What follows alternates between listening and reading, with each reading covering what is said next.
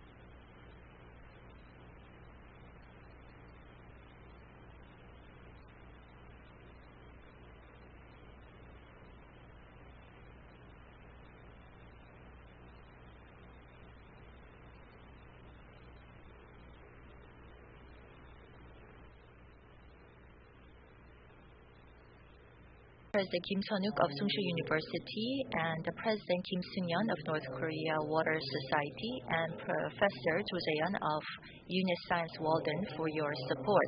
And to our moderators, Professor Hong Seung-ho, Shin Jung-il, as well as all of our presenters and panelists. I'd like to thank you for your presence as well. 4 years ago, during the Pyeongchang Winter Olympics, we had peace and prosperity develop on the Korean Peninsula. But since then, because of COVID and because of international political situation, are at a standstill right now. So right now, we don't know what's going to happen in the future, but it's important for us at this time to understand what's going to happen in the future and to begin preparations for the future in the Korean era of peace and prosperity.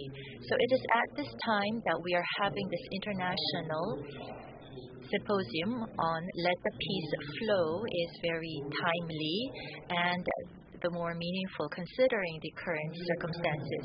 In North Korea right now, it has poor water resource infrastructure, and thus it is faced with many natural calamities such as flood and drought. It is also faced with dilapidated infrastructure as well as a famine. It's facing difficulty in securing stable water resources. So they are in a dire situation. So North Korea's water issues are no longer issues for North Korea alone to deal with, but in the future, it is an issue for both Koreas to deal with together because we are living on the same peninsula with the North. More importantly, all human beings have the right to use water freely. So this is a non-political and non-military issues that has to be approached based on humanitarian principles. And so I believe that this kind of discussions would lay a strong foundation for such development in the future. K-Water has provided support to various projects for inter-Korean water cooperation.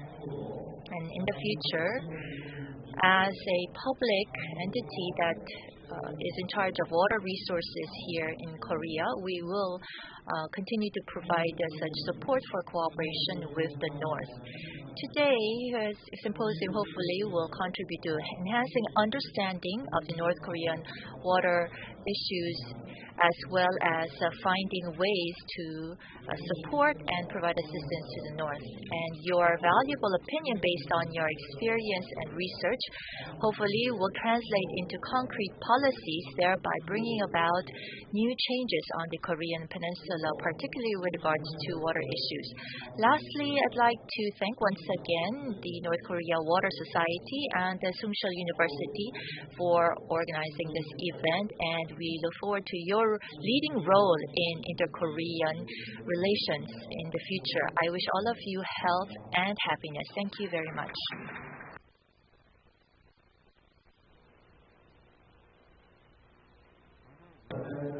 Well, we were supposed to have this opening ceremony until 1:30, and the session 1 will start from 1:30. That is our schedule, but rather than having a short break here, we'd like to go straight to the main session. The first session, I'd like to invite chair or moderator of the first session, Professor Hong Sung-ho, to the podium to start session 1. Hello, everyone.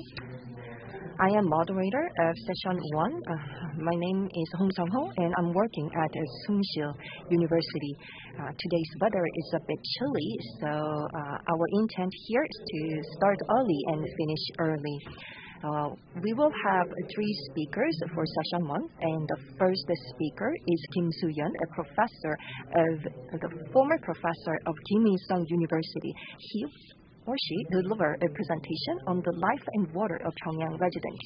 After graduating from Kim Il-sung University, this person has come to South Korea a few years ago, and he is working at the Korean Peninsula Strategy Center right now.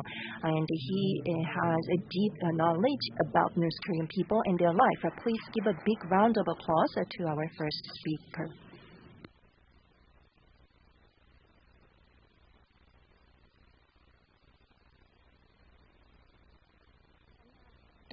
Good afternoon. I hope you can hear me. Could you please put up my PowerPoint slides?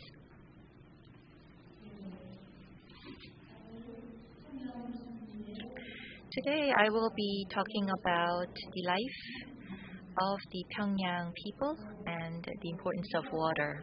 My name is Kim Soo-yeon. Water, regardless of region or country, is a basic necessity to all living things, including mankind. Water is a necessity. It comprises most part of the body, and having access to clean, abundant water is actually a basic human right. However, if you look at the situation that the Pyongyang people are facing right now, in terms of their access to clean and abundant water, they are not enjoying this right. They are experiencing a lot of inconvenience up to today with regards to the use of water resources. And so, North Korea's drinking water resources problem is very serious and dire, which is a generally known fact. However, for Pyongyang, relatively speaking, Pyongyang is a city that is doing better than other regions in North Korea. So you might think that the water situation is much better for the residents in Pyongyang. So that is what I'd like to talk about today. That is why I decided to speak about the life of the Pyongyang residents and their water usage.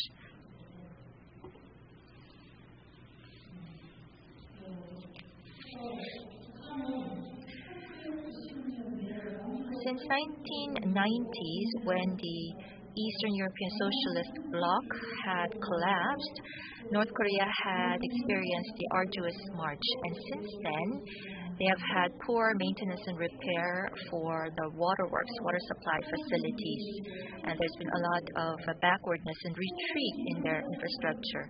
And so among the North Korean people, they really wanted 3 R's.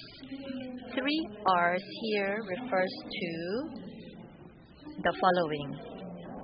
What are they? Water, fire, and rice. So you will see that all 3 includes the R in the terminology. So for the North Korean people, water, fire, rice was a hope of a lifetime. And so you will see that water is also included as one of the important hopes of the Pyongyang people. So for the Pyongyang residents, in fact, they are suffering from lack of water in their daily lives. So let me talk about the details of that.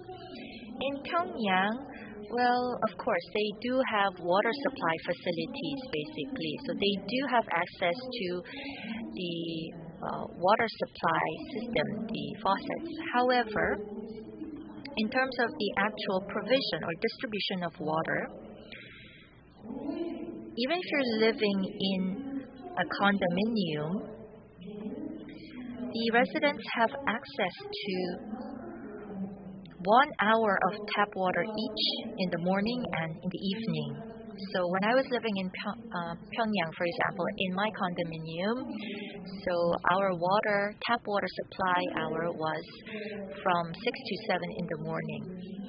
But of course, there are problems that arise, and so there are cases when the tap water would not come out at 5 or 6 in the morning.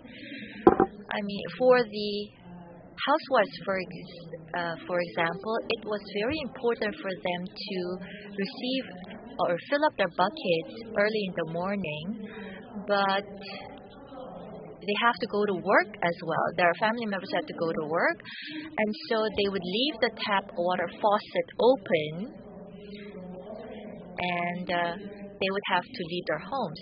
Sometimes then the water supply would begin at 10 or 11 in the morning. So what happens is that there will be overflow of water. Their house floors would all be wet. And I did experience it myself, because from the ceiling of our house we had water dripping down, and we thought it was a natural calamity. We went upstairs and checked, and we found out that the family had left the faucet open when they left home, and so we had to deal with the damage from the water overflow at that time. But in the winter times, for example, particularly the case of Pyongyang and in North Korea generally, they have very low voltage supply. Many North Koreans have to use the electric devices, electronic equipment to provide heat. And so even if the schedule is that water supply will come at 5 to 6 in the morning, more often than not, during winter times, they are not able to receive water through their faucet. And so they would have to go to huge tanks to transport the water in buckets. As you can see in this photo, in Pyongyang City, there are a lot of high-rise condominiums or apartments. So if you're living on the 15th, 16th floor, just imagine having to go to the first floor to get water from the tank and then to transport that all the way up to your house. So for some apartments or condominiums, that is why they say the most popular floor would be the middle part of the apartment. In the case of South Korea, it's the penthouse, the topmost floor that is most popular. But in Pyongyang, the 7th or the 8th floor would be most popular.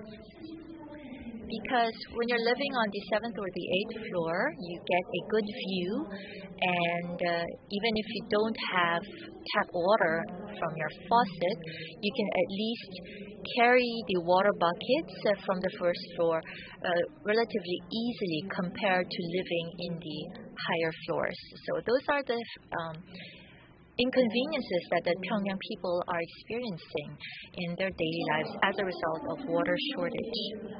So in talking about water shortage in Pyongyang, we do have to talk about the use of the laundry machine.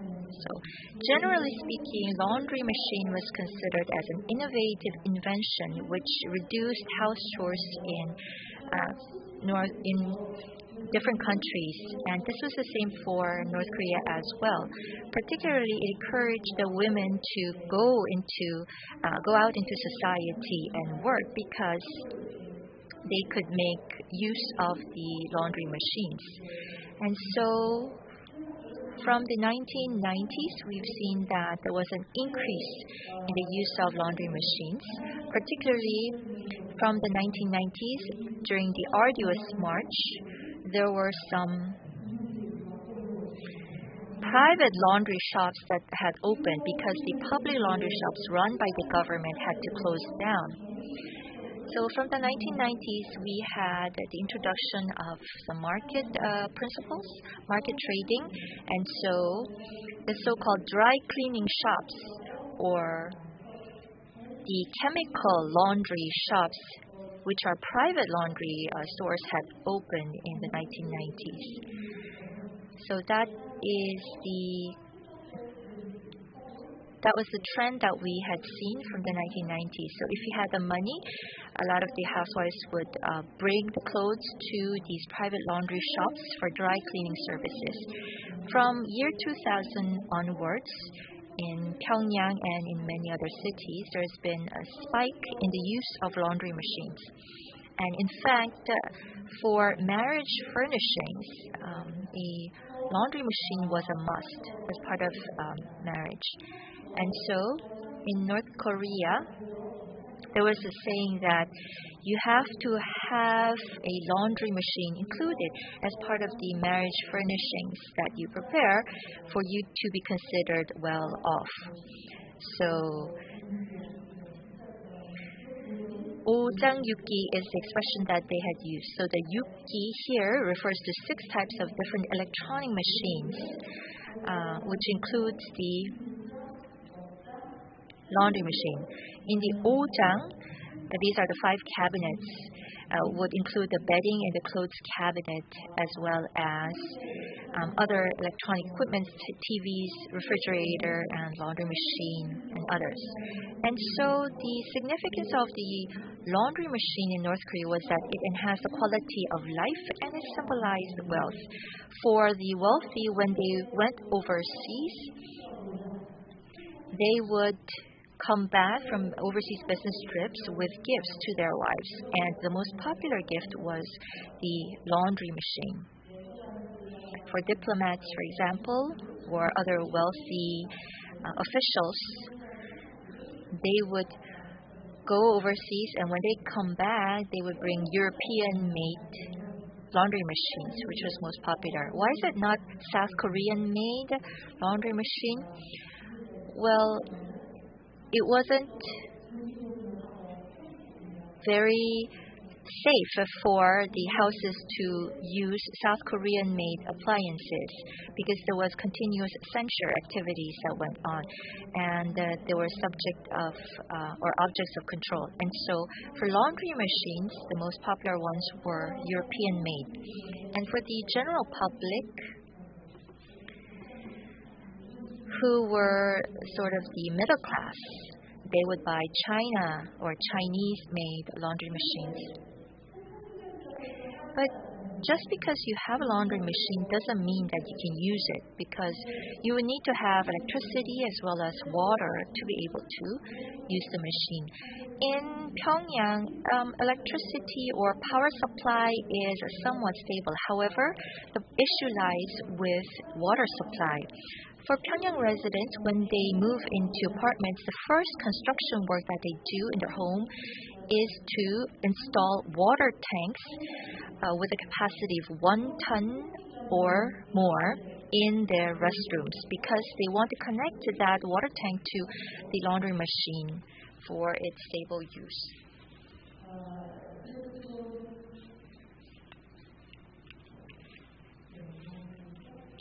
So next slide, please.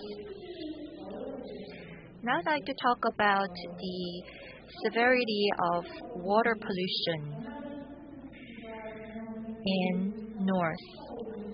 So since the arduous march, we have seen that the waterworks penetration rate has been improving slightly, but in many cases, a lot of the people still do not have access to clean and sanitary water use.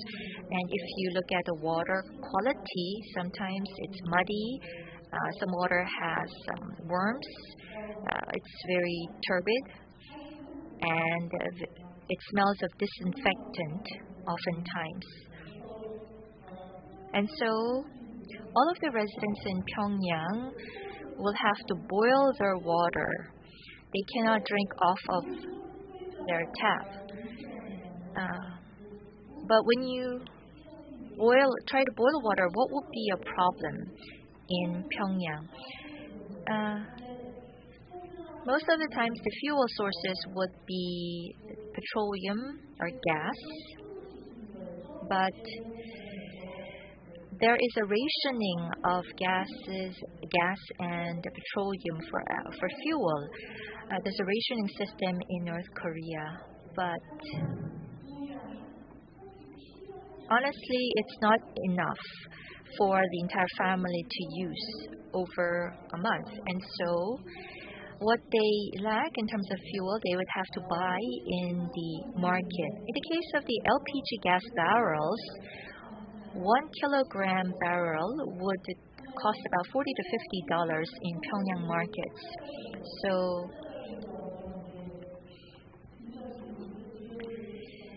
for the general public who earn much less than that amount, they cannot imagine buying the LPG gas barrels from the market. So it's very difficult for them to access fuel, but they still have to drink water, and so they find it difficult to find fuel for boiling water to drink. And the PowerPoint, could you go to the PowerPoint slide that's one page earlier? So you will see that these are so-called non-powered boilers that the Pyongyang residents use. These are non-powered boilers that are being sold by the manufacturer, and you will see that they're quite popular among the Pyongyang residents. These kinds of non-powered boilers use coal for boiling water to provide heating, and so these non-powered boilers are actually used quite often during winter in Pyongyang, and this is also used for boiling water, for cooking as well. But these kinds of boilers actually uses coal as fuel, and the installation would be, these would be installed mostly in the kitchen or in the veranda, and it produces a lot of harmful chemical or pollution, so it's not very safe. And there are also environmental regulations in Pyongyang, so for certain public buildings, the use of these non-powered boilers are banned. And also, another way that the residents boil water for drinking is to use electricity. At our house also, we use electricity most often to boil water. But for electricity supply also, in the case of Pyongyang, since the mid-2000s, there were attempts to install watt-hour meters. And the state obviously could not install or provide all of the watt-hour meters necessary, but each house would have to pay about $30 to have these meters installed by the government. And so the uptake rate was quite low as a result. It was very expensive. It wasn't free. It was very expensive, and so many residents could not afford to install these watt-hour meters. So what the government or the North Korea regime had said was that if you install these meters, then we will give you a discount on the electricity tariff that you have to pay. And so that incentive led to more residents to try to install the watt-hour meters. And so for the residents, they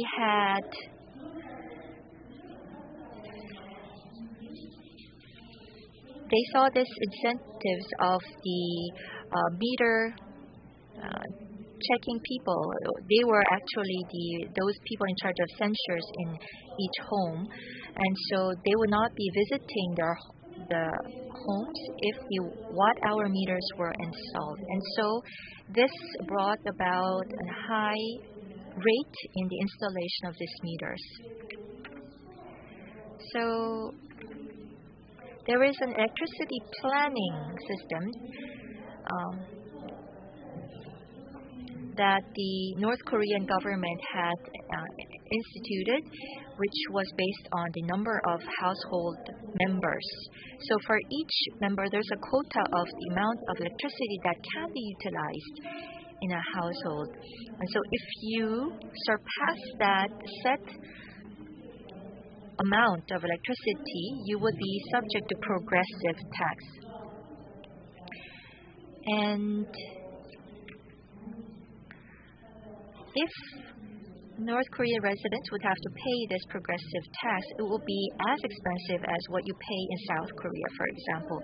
And so this integrated meters were installed illegally, and sometimes there was illegal electricity that was used by the households. And this led to a lot of electricity or power accidents, which caused more social problems in North Korea. So in Pyongyang, for the high-ranking officials or the wealthy, they decided to buy mineral water, bottled water, or spring water for drinking. In North Korea, what's most popular right now are the natural small molecule bottled waters. So you will see the chemical constitution of these spring water compared to the regular bottled water. Because these are comprised of very small molecules, it has very good absorption levels by the body. And there's also very popular spring water called the Kanto spring water. And there's a story behind this Kanto spring water supply. There was a farmer who saw that a crane had hurt itself, and the crane had drunk from the spring water and was healed of the injury and flew back to heaven. And so this farmer saw that there was a spring here, and the water was very refreshing, and that is the Kanto spring water. And that story is very popular among the Pyongyang residents right now. And so this is good for your veins, for liver, for healing a lot of different diseases. And so it's quite popular among the Pyongyang residents. Up until the 1980s, the residents were able to access the Kanto spring water and Sindok spring water very easily. However, in 1989, the 13th World Youth Student Festival was held, and since then they understood that selling or exporting these mineral water overseas would be a good source of income for the regime. And so there was the Sindok spring water factory that was operated, which became quite popular among the foreign residents in North Korea. So in Neungna-do, this Sindok spring water factory, the Koryo Dongyang spring water factory, and the Yongak-san factory were constructed.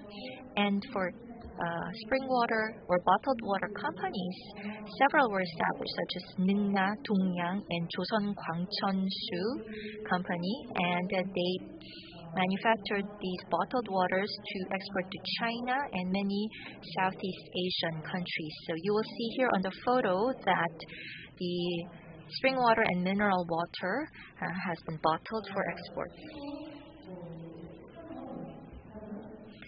For North Korea, under the Kim Jong-un regime,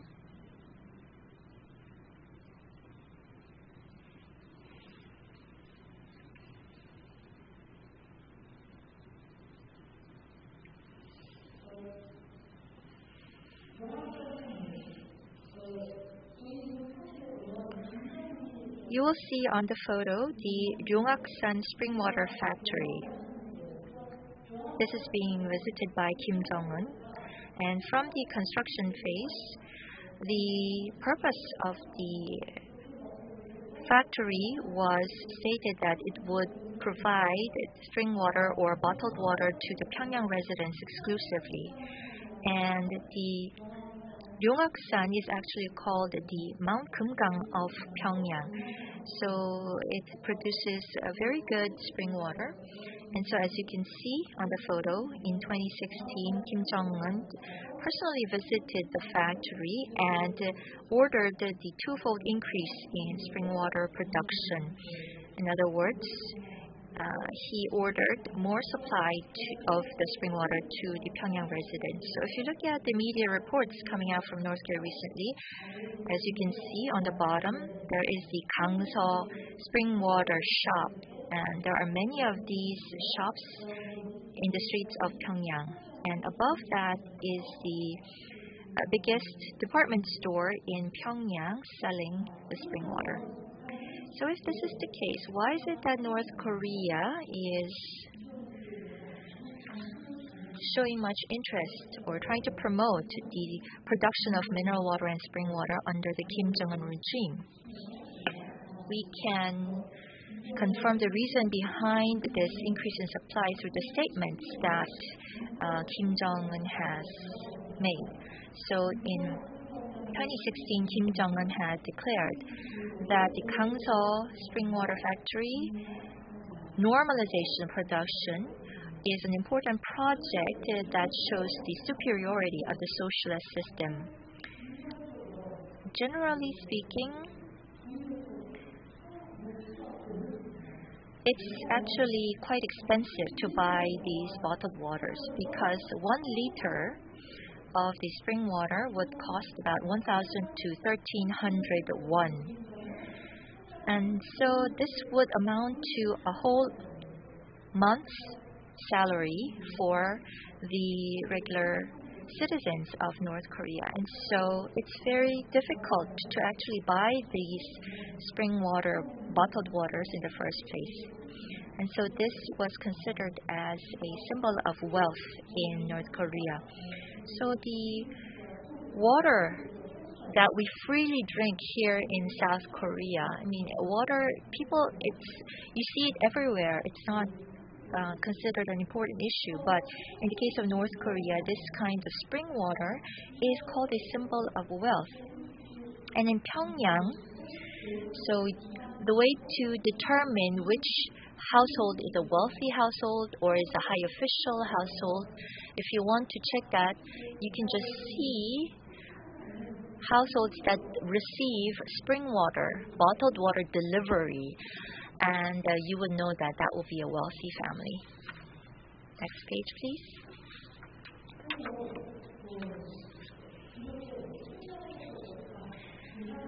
So, of course, in Pyongyang, there continues to be limited water supply, and the poor quality of water as well as poor water supply shows that there is chronic economic difficulties, lack of investments in the dilapidated infrastructure. There is continuous power shortage, as well as wrong perceptions about infrastructure in the country. So right now, the wells, the underground water systems are very polluted, particularly in the mining areas. In the factory areas, there is a severe water pollution. I used to work at a trading company in North Korea, and Yangdo, Songcheon, Haeju. I mean, this company had a lot of the mining zones in these areas. And so if you look at some examples, as you can see here on the map, these are the locations of the major mines in North Korea. And aside from these, there are smaller mines as well, and I'm just showing you the major ones here. If you look at the huge mines, so what they do is do wet tailing processes as part of the mining process, and then they would use gravity separation techniques and then do flotation or dressing and other processes utilized to produce concentrates. And so in that process, there's a lot of wastewater tailings that is just simply flown out to the rivers and the streams. But of course, there are some regulatory agencies that are trying to work to check whether there is illegal outflow of these wastewaters by the factories or the mining sites. But then oftentimes, the regulatory agencies would just overlook or look away with regards to the pollution problems. And so this led to a lot of pollution problems. However, the more urgent task was to earn money to export, to produce and to export these concentrates. And this has led to a huge pollution problem, particularly in the mining areas and the factory areas in the country. And so in the case of North Korea, well, yes, they do have Environmental Protection Act, Public Sanitation Act, River Act, Taedonggang Pollution Prevention Act, the Sluice Act, and the City Management Act, Waterworks Act, and the Sewage or Sewerage Act. So they have enacted these laws, but implementation or enforcement is a whole different issue. So, for example, the Taedonggang River is a major water source in North Korea, but it has very severe pollution problems. And sometimes just drinking water from tap leads to a lot of stomach problems and ailments. And oftentimes, the fishermen who fish in the Taedong River would suffer from the fish pollution as a result. So I think it's time for me to conclude. So in terms of water quality problems in North Korea, it's of course a severe problem. But this problem is not limited to just the north. It also affects South Korea, which is connected on the Korean Peninsula. And the poor water quality in North Korea leads to many diseases and other related problems. And so if we try to assist the north manage these issues right now, that's going to lead to huge unification cost savings in the future. And so I think we already have to begin with active response, inter-Korean cooperation on North Korean water issues to prepare for future eventual unification. Water is a basic necessity. It is directly linked to life and the survival of humanity, and so we really look forward to the day when the North Korean water issues will be resolved quickly. With this, I will conclude my presentation. Yes, thank you very much. So Professor Kim talked about the life of the Pyongyang residents with regards to water resources as well as the way forward in terms of future cooperation. Thank you very much. Now I'd like to invite Kim Jin-min, the K-Water Director for the next president. He will deliver a presentation on water usage in North Korea and ways for collaboration. Right now, he is in charge of leading their projects with North Korea. I would like to give him the floor. Well, good afternoon. My name is Kim Jin-min, and I'm working at K-Water. K-Water is the English name of this Water Resources Management Corporation of Korea. Right now, I'm not doing any projects related to North Korea, but during 2018, before the Pyeongchang Winter Olympics, I had this 3-year project with North Korea to develop or protect the water resources in North Korea. And based on that experience, I'd like to give you a presentation for about 25 minutes.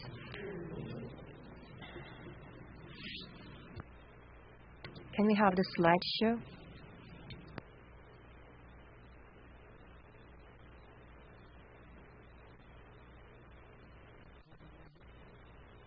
So my presentation topic is water usage in North Korea and ways for collaboration. For 3 years, when I did this project with North Korea, I looked at North Korea maps more than the maps of South Korea. So I remembered all the names of rivers and streams of North Korea. And Professor Kim Soo-yeon told you her direct experience with regard to North Korea's water usage and water resources.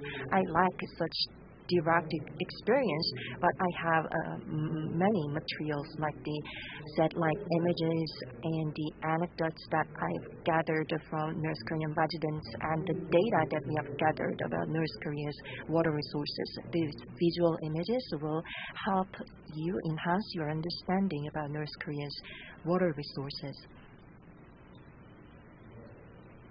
Should I flip to the next slide? Should I be the one? Well, this is a comparison between water resources of North Korea and South Korea. As you can see, the rainfall or precipitation is less in North Korea, but North Korea has bigger land.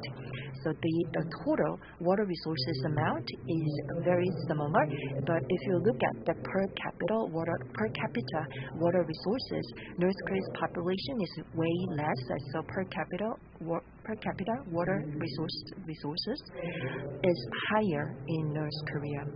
So whenever we gather data, we look at these differences, and in the near future, I hope that the K-Water can be able to produce these kind of maps that show the rainfall or the average rainfall of the entire Korean peninsula. So the North Korea's water resources shortfall issues have been well dealt with the explanation of Professor Kim Soo-yeon. North Korea had severe water issues. You know them very well. As you can see that the North Korea also lack dams, and all of the dams they have built are being used for hydroelectricity power generation. So these dams are mainly or mostly for power generation, and the water supply is severely lacking. They say there's 65%, but I don't know exactly the rate of water supply for the North Korean residents, and they are very susceptible to floods or droughts, and because they lack the power, they cannot treat water properly, which leads to higher incidence of waterborne diseases. Next slide.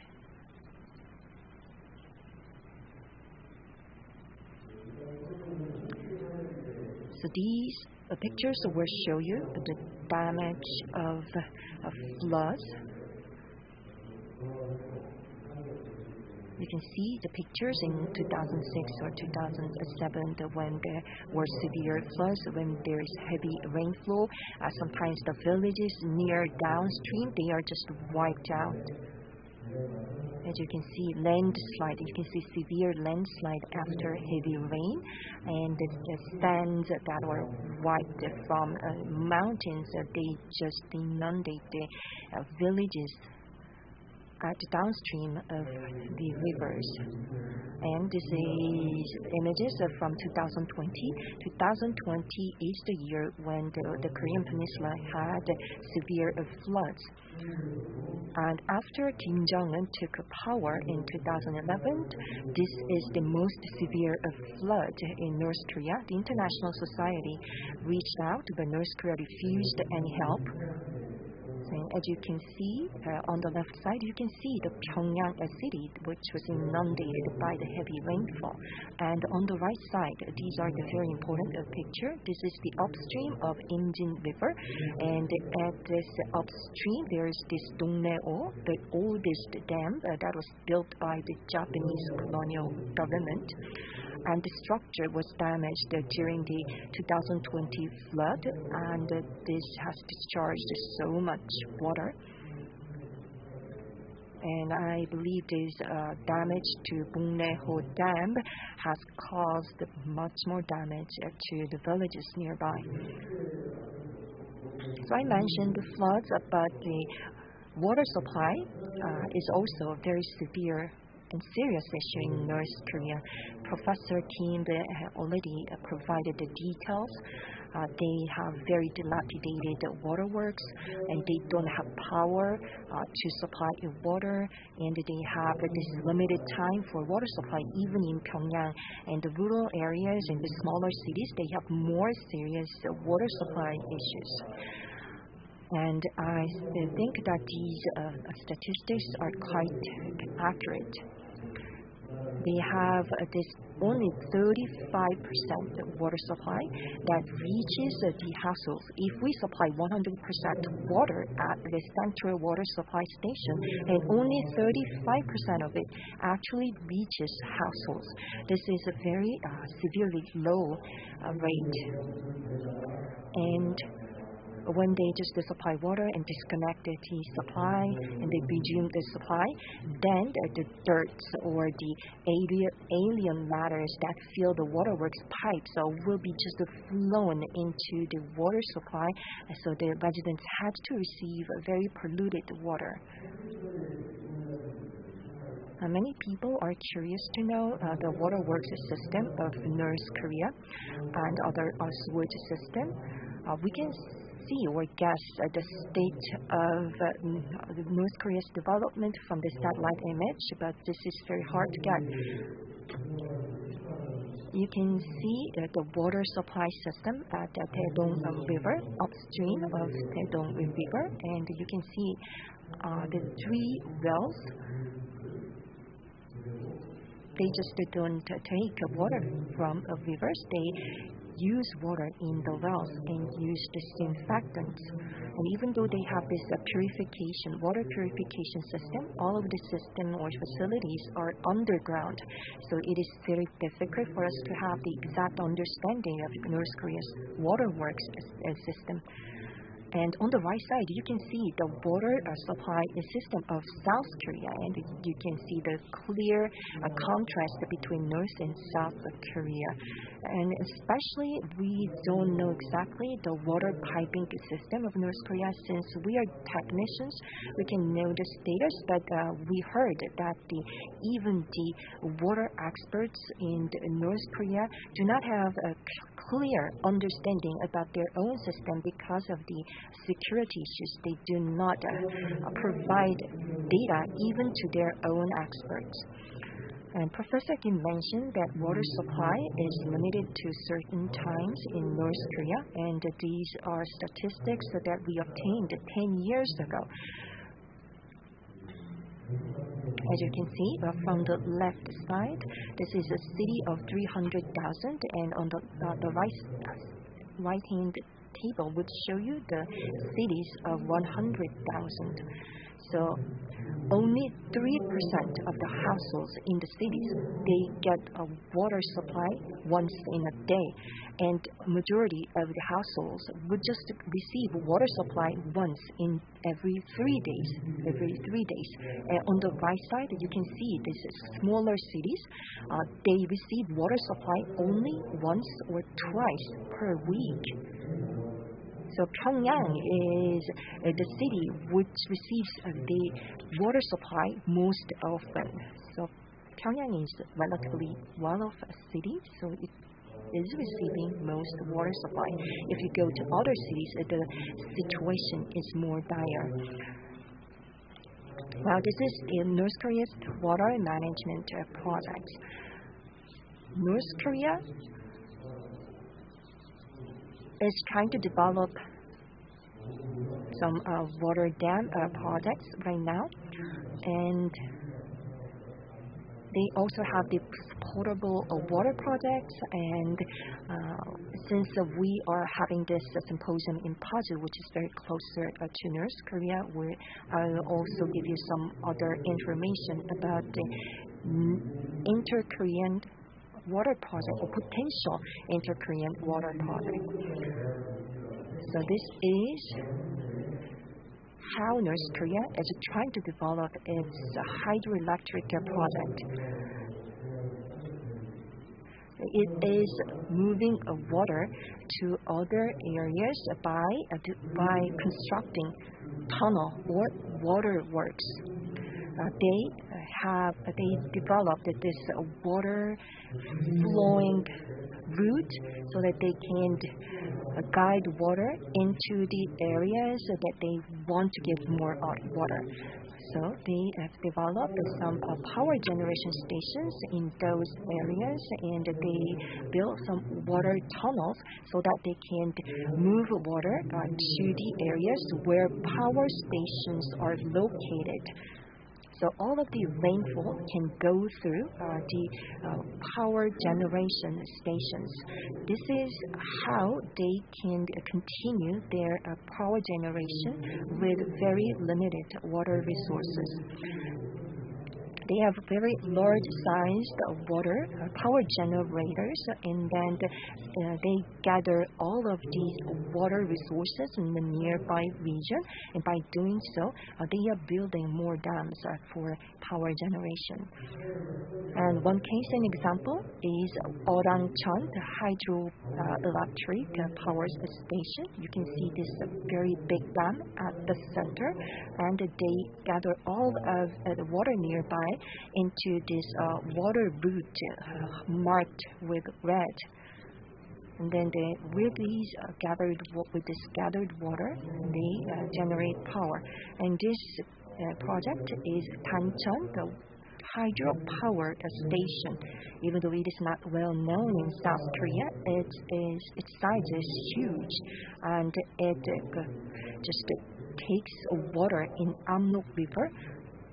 And this tunnel is 66 kilometers in length, and from the upstream it has this water tunnel of 66 kilometers that is connected to the East Sea, and about 1/3 of Hamnok River, it just goes through this tunnel to reach this power station. Its capacity is 500 megawatt, and our Chungju Dam is 400 megawatt. And in South Korea's case, the Chungju Dam is not entirely used for power generation, but in North Korea, 60% of its power comes from hydroelectric power. So this dam is used for power generation 24/7, so its generation will be much bigger than that of our Chungju Dam. And this is a stair-type reservoir. Gumjin River is located in South Hamgyong province, and they are building dams like step stairways. As you can see, the length is 26 kilometers. So, at a step-like fashion, the dams are being built for hydroelectric power, and if necessary, they build more tunnels for more power generation. And so if you go to the main big streams, then there's no water flowing because they are just gathering water from all of the nearby regions just for power generation. And the situation is worse here. They take all of the Amlok River to Yongnim Reservoir. They have this big dam in Yongnim Reservoir, and then they have this water tunnel of 80 kilometers. And they have this 12 dams along these 80 kilometer tunnels for power generation. This is all full power, and since when reservoir is filled constantly, they can use the water for farming. Next.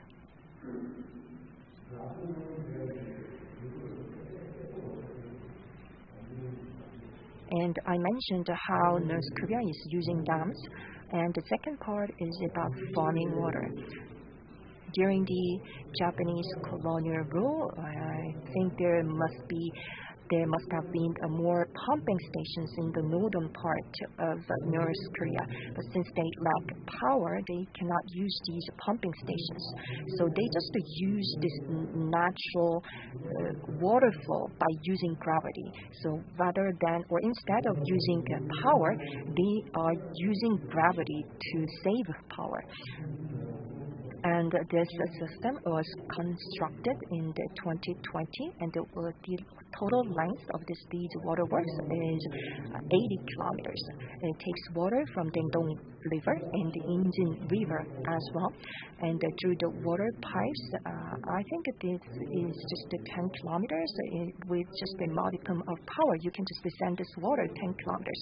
But North Korea, they built these 20 or 30 kilometers of water pipes because they cannot use power. So with just the gravity, they are sending this water 10 kilometers by building 20 or 30 kilometers water pipes. Next is about the water supply for drinking water. North Korea is doing some repair works and some improvement works.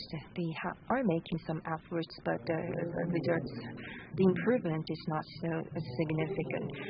And next is about the Inter-Korean Dam project. K-Water is taking a closer look at water resources, but there are so many shared water resources between North and South Korea, and this Hwangnam Dam or Innam Dam and this Dam of Peace in South Korea. These are the dams that were built in the streams or rivers that North and South Koreas are sharing. So for the Innam Dam and the Hwangdang Dam are the dams of North Korea that have been built in the rivers that flow to South Korea. Please move on to the next page.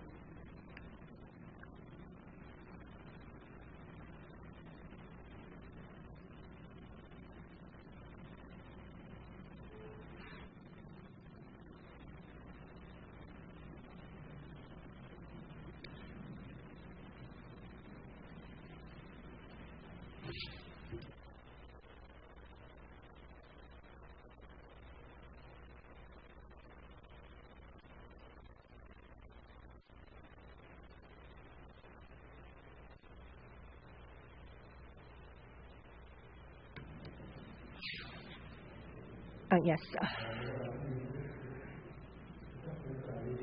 So this is how much we know about North Korean dams. They have these two dams in the rivers that are connected to South Korea. But these dams, many people believe these dams are to attack South Korea with water, but I don't think they have such malicious intent.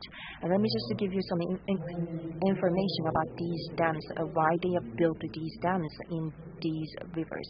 There are three flows of water. With regard to these dams, they have these main three flows of water from Han River and Yeseong River, and apart from that, they have built three tunnels, and these tunnels which send water to East Sea and Yeseong River. This means that North Korea is trying to move the flow of water to meet their needs, and they have these five power station, Kunmin Power Station. This means that those power stations have been built jointly by the military and civilian sector.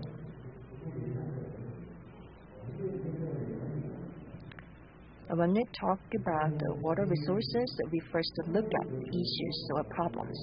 These Dam of Peace or the Gunnam Dam. These are the dams that we have in rivers that are connected to North Korea.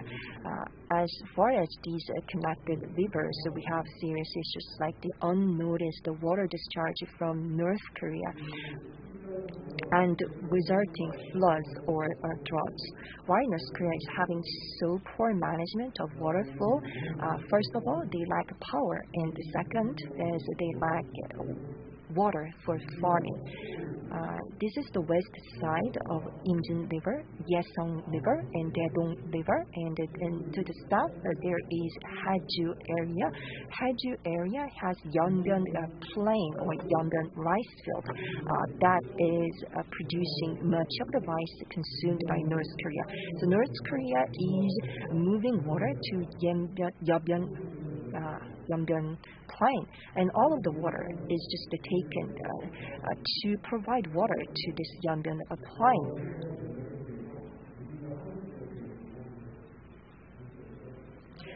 But compared to Yeonbyeon plain, our paddy field in the nearby area is much smaller. So North Korea doesn't have enough water to provide or to flow down to South Korea because they have to supply themselves for power and farming in this Yeonbyeon plain.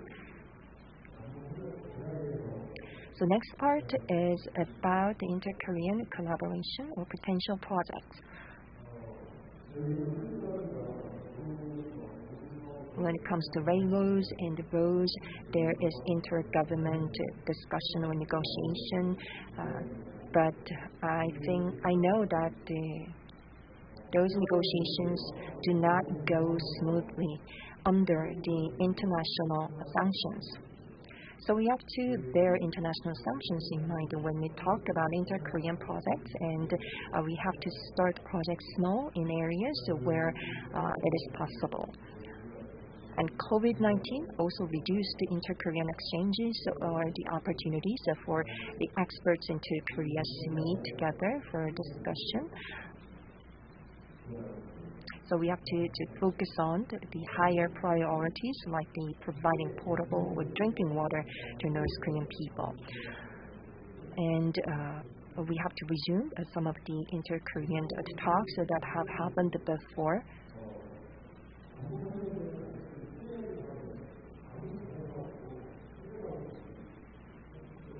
The inter-Korean project requires the collaboration from the North Korean side.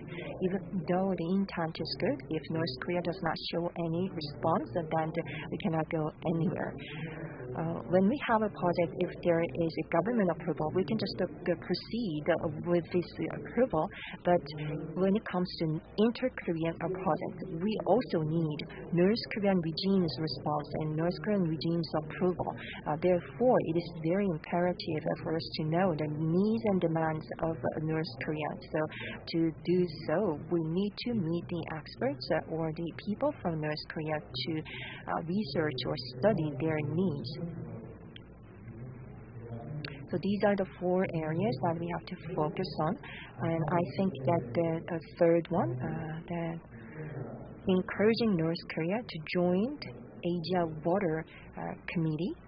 If North Korea joins AWC, then our approach will be more facilitated. As for potable water, I think that humanitarian approach will be very feasible. In these water purification facilities, they can be installed in the vulnerable areas where, like schools or kindergartens. If we can just provide these purification facilities, so that it will make the negotiation process easier, and these purification facilities will be very effective, well priced, and will be very conducive to North Korea's water supply situation. So this is a very high potential proposal for North Korea. And if there is any natural disaster, then we can provide various potable purification trucks. And we can also provide disinfectants to the inundated areas. These can be good ideas. And the Professor Kim mentioned worms in the water. So to address such an issue, we can just send a disinfectant to help North Korean people provide drinking water. And this is the image taken when the President Moon visited the Gunnam Dam area. When you go to Injin River, there's this very big dike, very super big dike in the Injin River, and the water there is just 30 centimeters deep. This shows that North Korea has a very severe lack of water resources. So just notify rainwater or notifying the water situation could be a good alternative, and this was proposed by the South Korean president to North Korea to better manage water resources between the two Koreas. K-Water is in charge of managing water in the Dam of Peace. So this is also high priority area. When North Korea discharge water, they have to make a prior notice, and it is not related to international sanction. They can just do this right away to help South Korea better respond or better be prepared for water discharge from North Korea. So in this area, we need to encourage North Korea to do so. It is up to North Korean regime's will. And in other areas, depending on situation, we can just accelerate the process. And this is the last part. I put in this prospective word here because we are not sure about how progress will be made in this area. North Korea has this serious infrastructure issue when it comes to water management. Its reservoirs are all very aged, and those dams do not have sluice gates all of the recent dams, they do not have water gates. This means that they cannot control water flow. They just hold water in for power generation. That is why they have this very inefficient management of these dams. And most of the dams in North Korea can be maintained only for 50 or 100 years. So if they go over 50 to 100 years ago, their dams would not work compared to the 200 years of dams in South Korea. And even though their dams and reservoirs are very big, all of the water is just used for power supply. That is why they have the sufficient level of power supply only in the summer. And for better water management, they have to send some of the water to the downstream, but because of the farming water, they cannot send water. That is why they have this very low power supply in spring and autumn.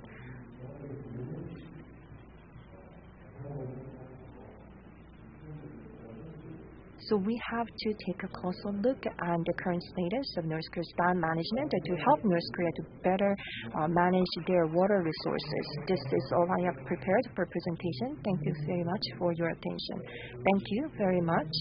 You have just given us information about North Korea's water resources and the dams and how they are managing their water resources and potential areas of inter-Korean collaboration. Now I'd like to move on to the third speaker of session 1. The speaker is Professor Jan Vymazal from the Czech University of Life Sciences in Czech Republic. He'll be speaking on constructive wetlands for wastewater treatment. Professor Vymazal has been working with constructed wetlands since the late 1980s, focusing on removal of organics, including micropollutants, nutrients, heavy metals, and compartmentalization of these pollutants in the plants. So, Professor, please go ahead. Good afternoon. It's a very early morning in Prague. Just a question, can you see my presentation and can you hear me? Yeah, we can see you, then we can hear you very well. Yes, so my talk is on constructed wetlands for wastewater treatment, and I think that this wastewater treatment technology could be very useful because in most cases it doesn't require any electricity. So I think it's important to say that constructed wetlands are engineered systems. However, they use the exactly same processes which occur in natural wetlands. That's why we can use the knowledge we know from natural wetlands to use it for water treatment. Of course, I said that the constructed wetlands are using natural processes. However, they are designed to create the conditions for water treatment in more controlled environment. There were many attempts in the past to use natural wetlands. However, these attempts were usually not successful because you do not have too much space or room for to vary this process. You have a given plans, given size, given flow, so constructed wetlands are much more better. These wetlands, these constructed wetlands were developed in Germany in the 1950s. However, over the years they spread across the world very efficiently. You can find many different classifications of constructed wetlands, so here is one of those, and they can be classified according to plants which are used. That means like free-floating plants, floating leaf plants, emergent plants, or submerged. And I will show you examples of each of these systems. However, I think that the most important classification is according the absence or presence of the water on the surface. And therefore, we have two major types, so-called surface flow constructed wetlands, which sometimes are also called free water surface, FWS systems, or subsurface flow systems. The subsurface flow systems can be further divided according to the direction of flow, to vertical flow and horizontal flow. And there is one very important difference in between these two systems. While horizontal flow systems are continuously flat, Excuse me, sir. Sir? Yes. So would you share your file so we can see what you're talking, your file? You can share the file, then we can share what you can see. Yeah, the file, I share the file, so... Oh, you didn't, you send the file to us, then we have to share the file. We should share the file? Yes, 파일을 보내주신 걸 우리가. So the staff said that you're going to share the file by yourself to us? Yes, I did share it, so I'm not sure. There's something going on? Yeah, we can see the file. Okay. Yeah, now we can see the file. Yeah. Yes, okay. Okay. So here is the structure, how we can Look good, yeah. classify constructed wetlands. So I was telling that we can use different types of plants and also the absence or presence of the water on the surface. And the subsurface flow can be further divided according the direction of flow to vertical flow and horizontal flow. And horizontal flow systems are continuously flat. That means that the filtration material is continuously submerged with water. So those systems are predominantly anoxic or even sometimes anaerobic, while vertical flow systems are fed intermittently on the surface. That means that for certain period of time these wetlands are empty and the oxygen can diffuse in the system, and these systems are predominantly aerobic. If we combine these two systems, we can have so-called hybrid constructed wetlands, which are mostly combination of vertical and horizontal flow.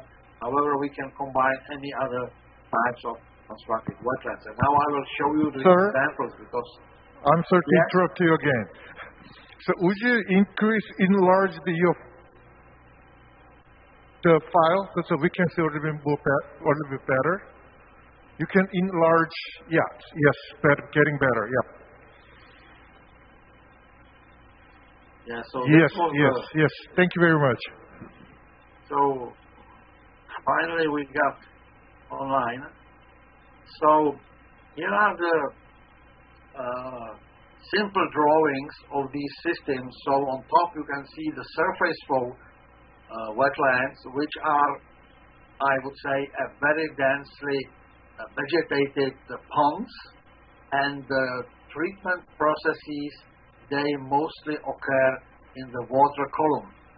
Then below that is a so-called subsurface horizontal flow, where the water is fed in the one side and flows horizontally below the surface.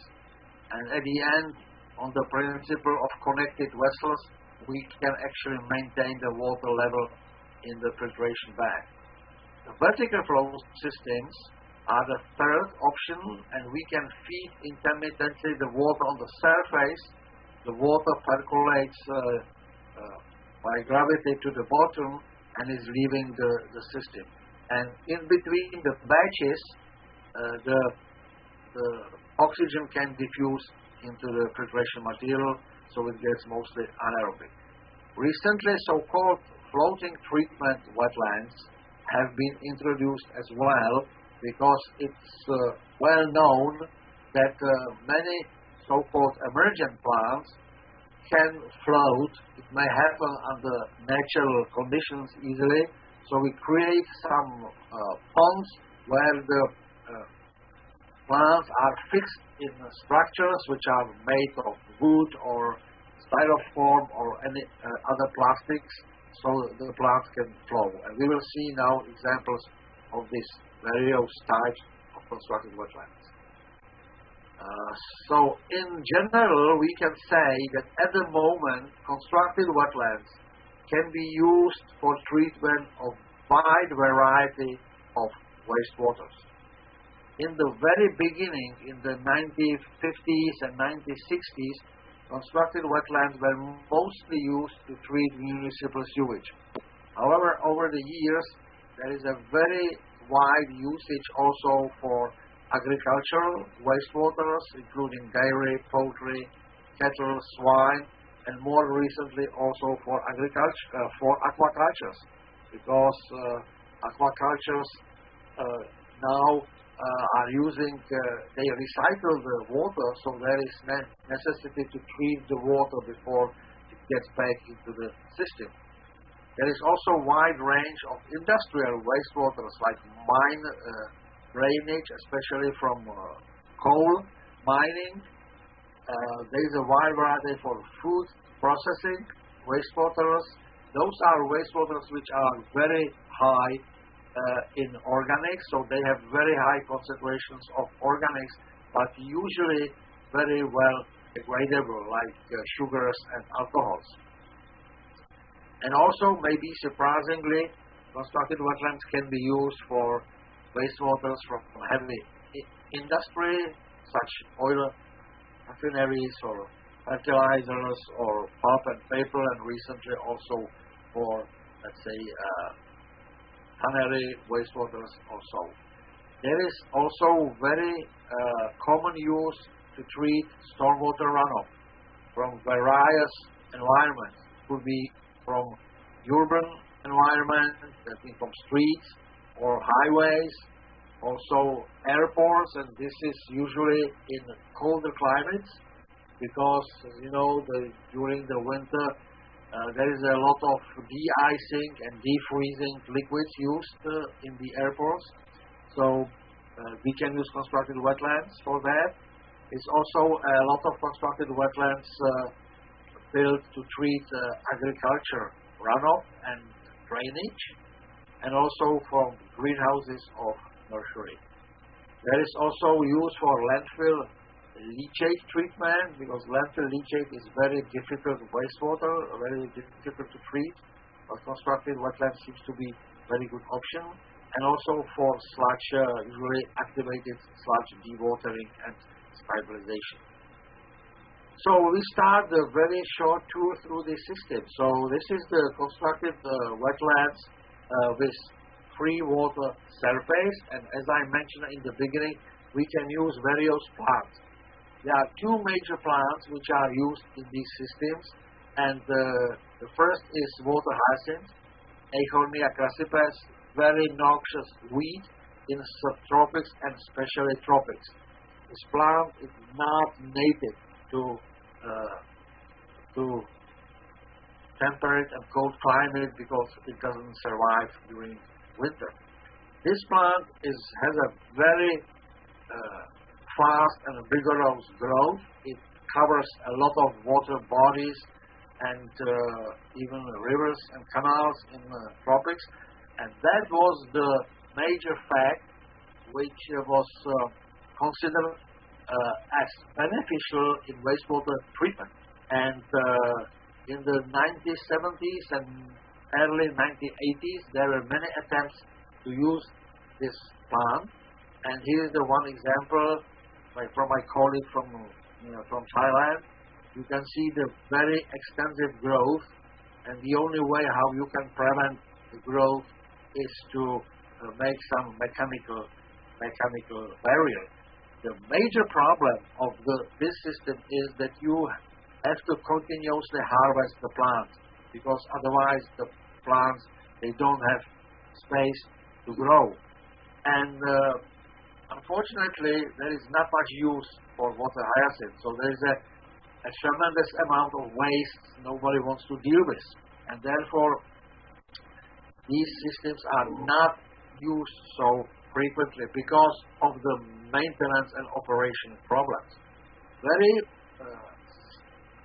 similar systems are those which are using duckweed. Lemnaceae, it is a worldwide growing plant. It grows even in a very cold climate. It sometimes survives under the ice. And you can see on the left side there is a typical picture from a eutrophic pond from the Czech Republic, but it could be elsewhere as well. And in the picture on the left side at the bottom, you can see what happens when the wind is blowing. It means the plants are pushed on one side. However, if we want to use them for wastewater treatment, it's always necessary to keep the plants on the surface. And next figure shows the option how we can do so.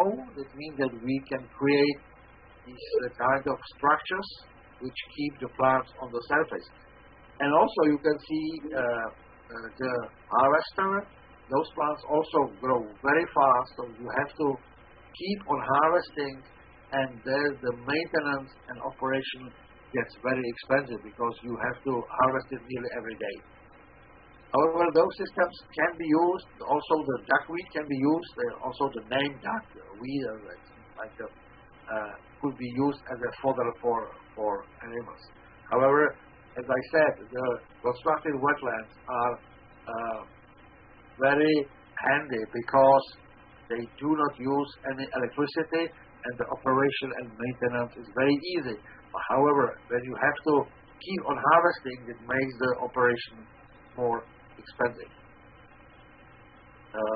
Another types of plants are those so-called with floating leaf.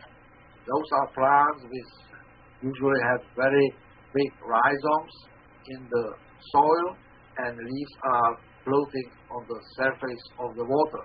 Those are usually water lilies type plants like Nymphaea, water lily, or Nufar, or in Asia, Nelumbo nucifera.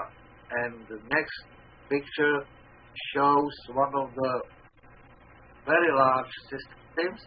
This is a tertiary treatment for the city of Orlando in Florida, US, for 800,000 population equivalent. It's a very large system, iron bridge. It takes about 5 square kilometers, which have several cells, and a few cells are planted with Nufar lutea. So this is the example how these systems look like. Another system which uses so-called submerged plants.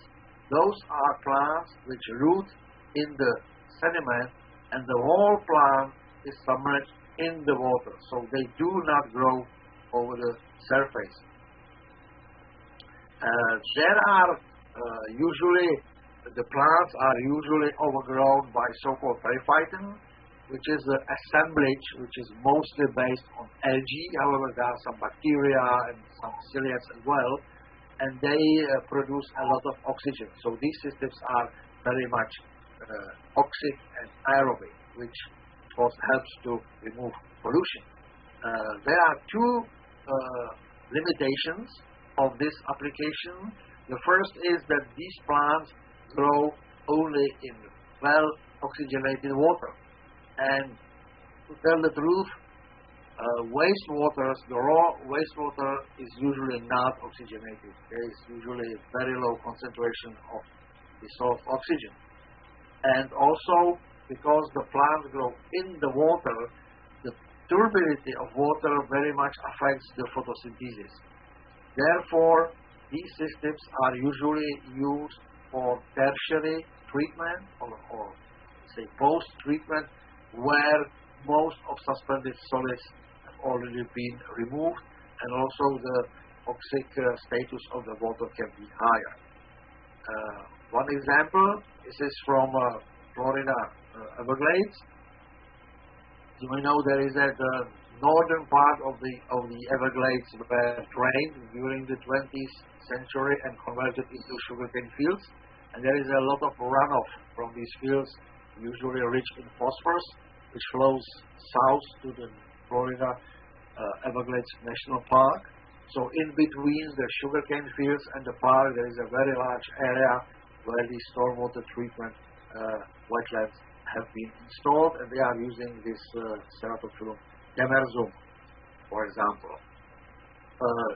The most common free water surface constructed wetlands are those with emergent vegetation. Those are the most common plants like cattail, Typha, Phremartis australis, and so on. So those are very easy to build systems. They are shallow basins or trenches, usually very shallow. The water level is between 5 and 40 centimeters only in order to provide good oxygenation. And there is no special requirement for the soil. The major role of the soil is just to provide a rooting media for plants. So this is reportedly the first constructed wetland which was built in the Netherlands in 1967.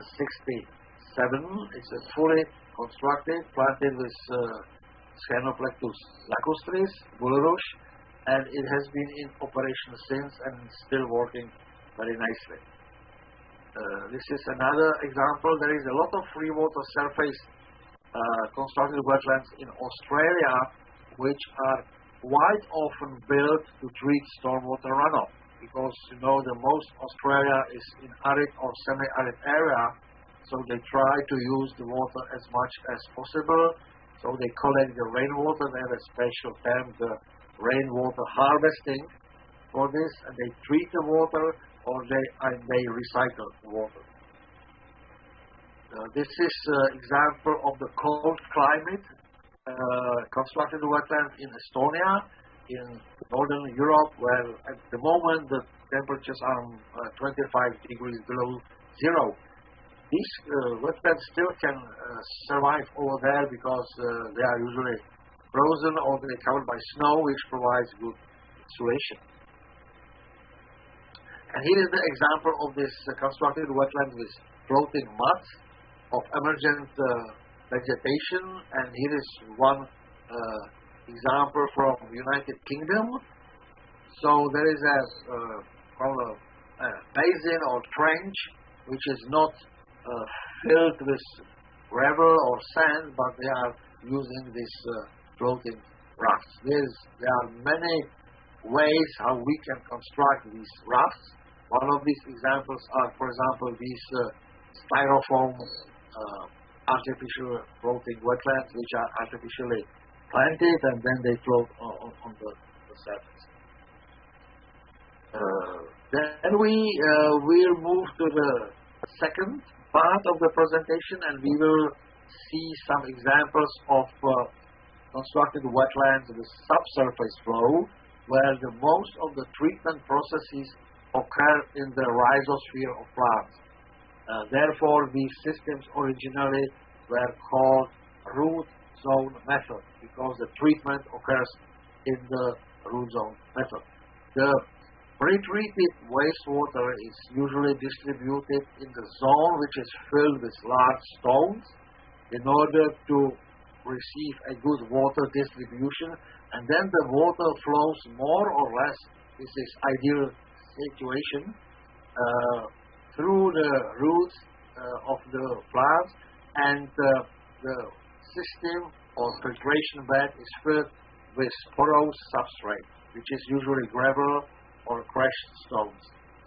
Then we have the plants which help to create conditions for wastewater treatment. They provide some oxygen which diffuses from the roots and rhizomes. The roots provide a substrate for attached bacteria which enhance the bacterial activity, and also there is some even limited uptake by nitrogen and phosphorus. So if we harvest the plants, we can achieve some removal through harvesting of these plants.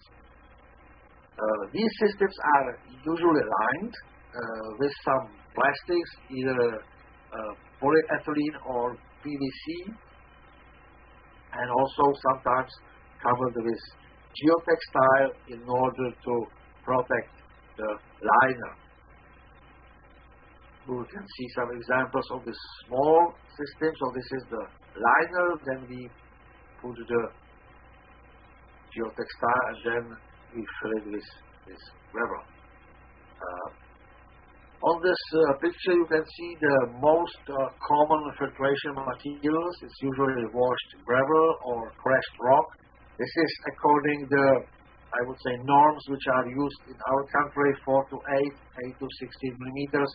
In some countries they use 5 to 10, 10 to 20. But in general, let's say between 5 and 20 millimeters is the most commonly used fraction. And we always use only one fraction. We do not create layers or mixtures, just one layer.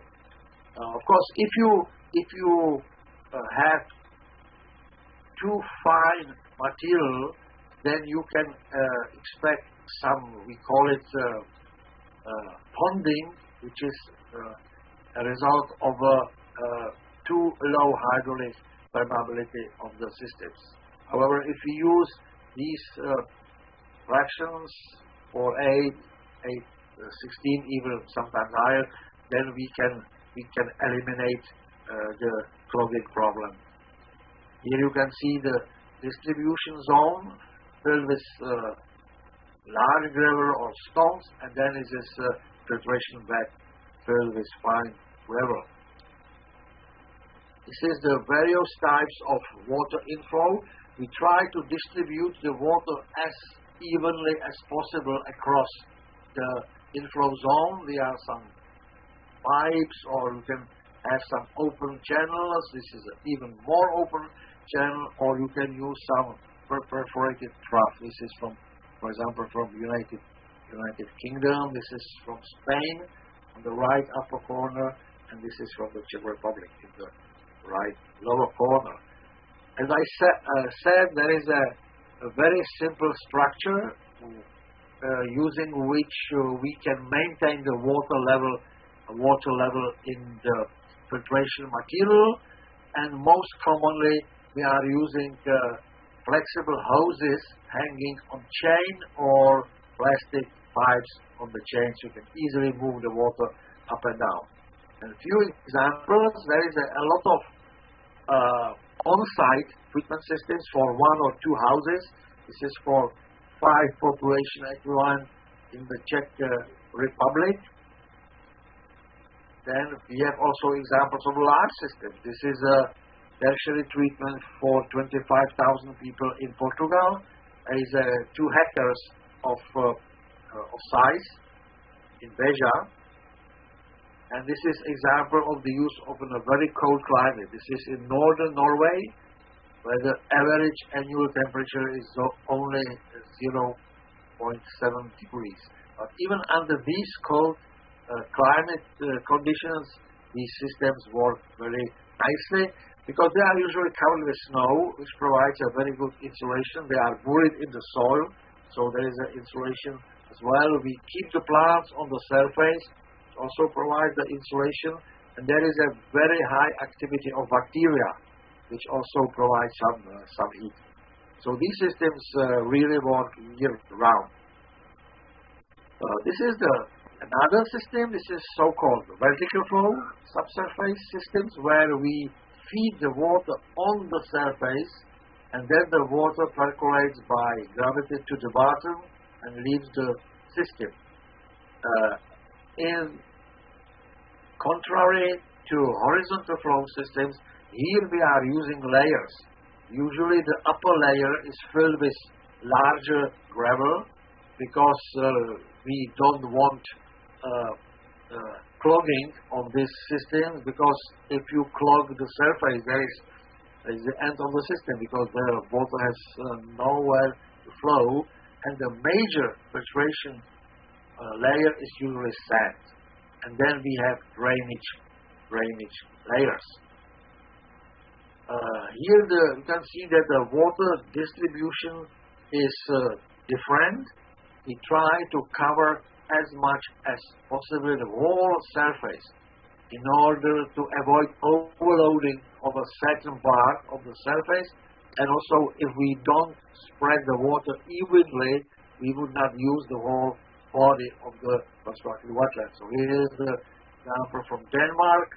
Next to it, this is from Spain. Here this is from Portugal, and this is from Japan. So there are different ways how we can distribute the water on the surface. However, we should keep in mind that we should cover the whole surface, which is sometimes not easy. A few examples. This is the on-site system in Denmark. So this is the pictures taken in early spring. So you can see the old stems of Phragmites still standing, and new shoots are coming in between. This is the larger system for about 1,200 population equivalent from France. And France is probably the country where they have the most of these systems. They estimate they have about 5,000 or 6,000 of constructed wetlands of similar size. Another country with very high number of these vertical flow constructed wetlands in Europe is Austria, where they use it for smaller system on site, and very common they use it in the mountains for the mountain cottages, and they also have about 5,000 to 6,000 of these systems in operation.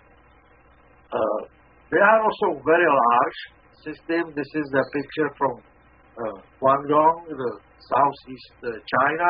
It's 25 hectares. It's extremely high. You wouldn't find such large systems in Europe, but China is quite common that they build these so-called eco-industrial parks, and they are using wetlands to treat wastewater. So this is a really very large system using different plants, Canna indica, Thalia, Jalbata, Arundrodonax on the right side, Cyperus alternifolius, vetiver grass, and so on. So there you can use different plants as well. This is a special system, so-called zero discharge system. This is very popular in Denmark and, for example, Estonia. But in Denmark, there are about 3,000 constructed wetlands of this type, and they do not have any discharge.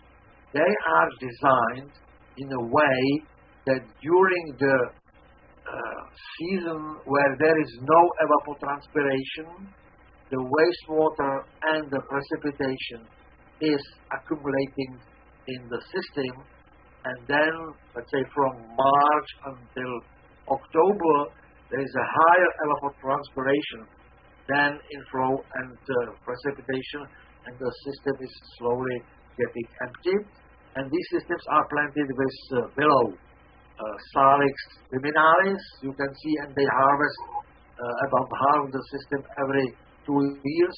So here the tall parts of the willow, they are 2 years old. So it's extremely good growth and very high rate of evapotranspiration. They can evaporate easily 25 liters per square meter per day during the vegetation season. And here is just one example of such a system. You can see they probably harvest the front part, and here is the old part. So there is a good advantage that you do not have the problem with discharge limits, because there is no discharge. As I mentioned, we can combine these different type of constructed wetlands in order to enhance the treatment efficiency. And these systems are mostly built to enhance the removal of nitrogen, because vertical flow systems, they are very efficient in oxidation of ammonia. However, there is no room for denitrification. So we oxidize ammonia to nitrate, and it is discharged.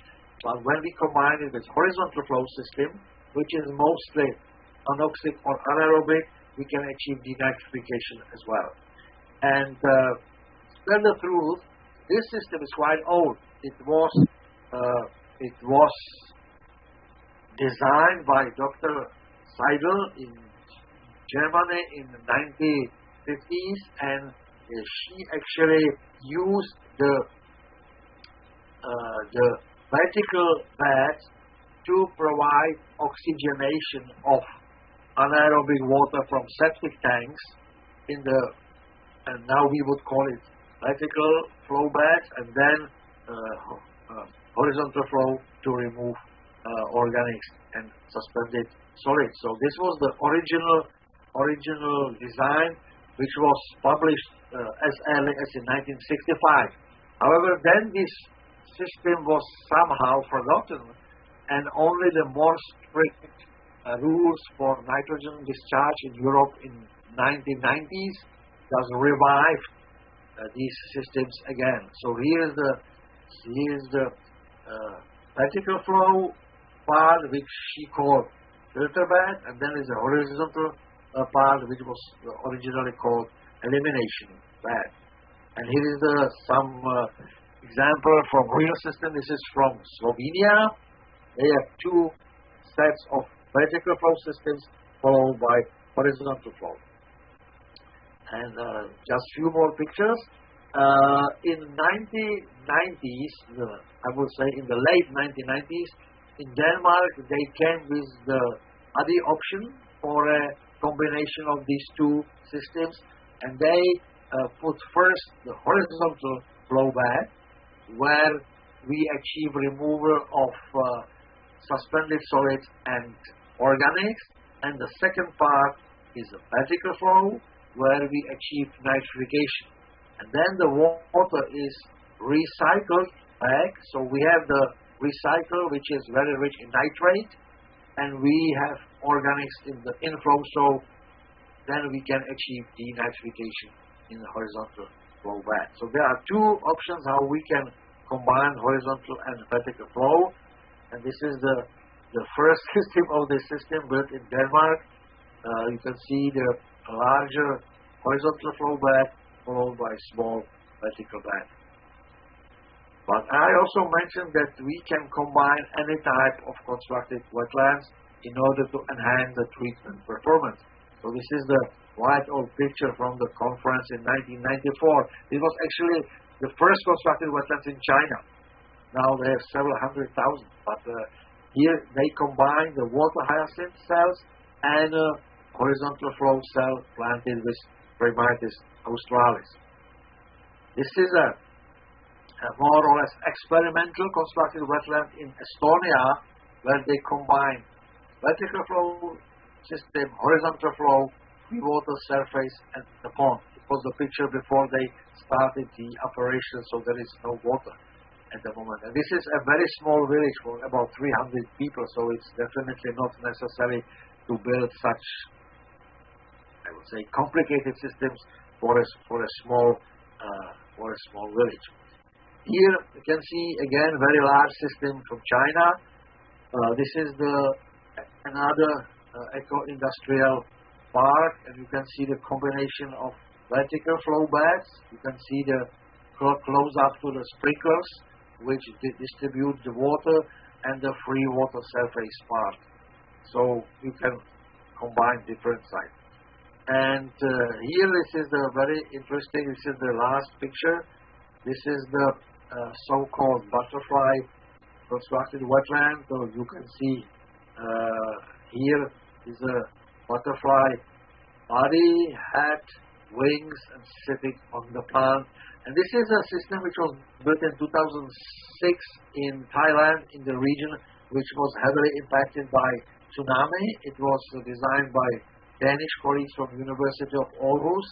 So they have the vertical part. You can see the distribution pipes on the surface, followed by horizontal flow system, pond, and the free water surface system.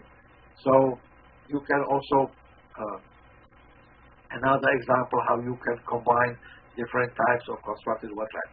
So in general, to wrap it up, it's possible to say that constructed wetlands are a very suitable option for wastewater treatment, especially in small sources of pollution, small villages. However, you saw in my presentation that these constructive wetlands could be built very, very high. There is usually no necessity of electricity because they are gravity-fed, and even the vertical flow systems, which are fed intermittently, of course they can be fed by pumps, but it could be also using some siphon structures. They do not require electricity. The maintenance and operation is very cheap, but the most of the maintenance concerns to pre-treatment, because you have to clean the septic tanks or imhoff tanks or gravel pits and so on. But in general, as compared to conventional treatment systems, there is a very low budget which you have to allocate for maintenance. And these systems are comparable with conventional treatment systems, especially in terms of organics, suspended solids, and also for nitrogen if we use vertical or hybrid constructed wetlands. The removal of phosphorus is usually lower because the major process for phosphorus removal is precipitation with iron or aluminium, calcium, or magnesium. However, if we use washed gravel or crushed rock, there is usually not much precipitation. However, we can substitute, for example, with limestone or other like waste materials, steel slags or other materials which have very high absorption capacity for phosphorus. However, we need to keep in mind that this absorption capacity is limited, so we will have to replace the filter, for example, after substance. So that would be from my side. Thank you very much for your attention. Thank you very much. Thank you very much for your long talk. And 지금까지 세 분의 So we have listened to 3 presentations so far, and now we will have discussion with 2 discussants on the 3 presentations. We'll have a 30-minute discussion from now on. So we have 2 discussants. One is Mr. Kang Tae-gu from KEI, and the other is Choi Han-na from Taeyong Construction. She's the team leader of Civil Engineering Environmental Technology team. And Kang Tae-gu is here via Zoom. And Kang Tae-gu is right now working at the Tsinghua University Research Center and the Yonsei University Research Center. And right now he is in charge of the North Korean Environment Research team. And Dr. Choi Han-na is working at the Water Quality Planning team and Water Quality Policy team. She's the researcher in these areas for a very long time. Right now she is the Technology Development Team Leader of the Taeyong Construction Civil Engineering Environment Technology team. These 2 panelists will make a comment or ask questions if they have one. And first, Kang Tae-gu, I'd like to give you the floor. You can make a comment or ask questions to our 3 presenters. So do you have any questions?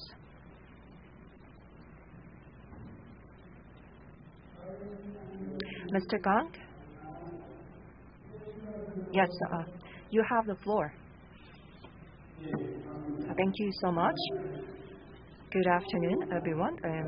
I am Kang Tae-gu from KEI. Because of some personal circumstance, I have to participate via online. I'd like to ask for your kind understanding. First of all, let me express my gratitude to the host for inviting me as a panelist. Professor Hong And the three presenters, Ms. Kim and Mr. Kim and Professor Yan Vaimazal, thank you for your great presentations. If situation allows, I'd like to meet you all in person. The three presentations were all very great, and I appreciate your efforts for putting up these great presentations. Thank you, all of the speakers, for great presentations. Clean drinking water is a prerequisite for humanity to maintaining their life. Therefore, this is a high priority area when we move on with inter-Korean exchange and collaboration going forward. Let me just focus my talk on the two issues and securing access to drinking water in North Korea. First of all, is that with regard to the water environment of North Korea, two presenters have mentioned the situations of water access in North Korea. Even though there have been some efforts, North Korea still lack access to drinking water. Professor Kim had a research project with two of our researchers into 2020. It was a deep research into North Korea's water resources status. And by conducting such research with Professor Kim, we realized that based on the data coming from North Korea and international bodies, the system and the current status of North Korea's water resources was well understood. But there were still missing parts. We lack understanding about North Korea's water resources, like the legal system ordinances, or the water amount, the access to water, or the level of waterworks system, or the storage or providing capacity of water supply system of North Korea. These are the areas that we need to make some improvement in gathering more accurate data. This is a very important area, but there is still a long way to go for us to have a very sufficient or satisfactory situation. We need to increase some inter-Korean exchange or collaboration so that we can enhance the access and to prevent the recurrences of the water-related accidents or disasters. So we need to improve our collaboration. We also need to make some improvements on the water management in North Korea and water control.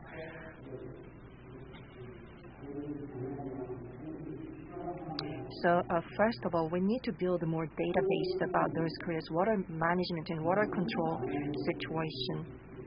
And I also want to mention the inter-Korean collaboration and water resources management. I myself have observed the situation in North Korea, and as was mentioned by Mr. Kim Jin-min,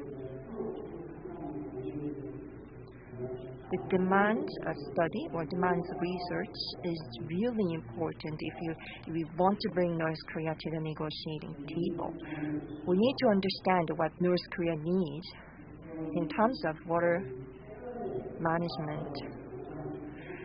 There is this recent report published by North Korea in 2021. It is about sustainable development, a voluntary national review on sustainable development.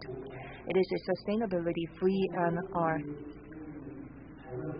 And we have to develop future projects based on the needs identified in this paper. Sustainability is a global buzzword these days, and the sustainability goals have been defined by the UN. North Korea has also accepted these sustainability goals by publishing this paper in June 2021.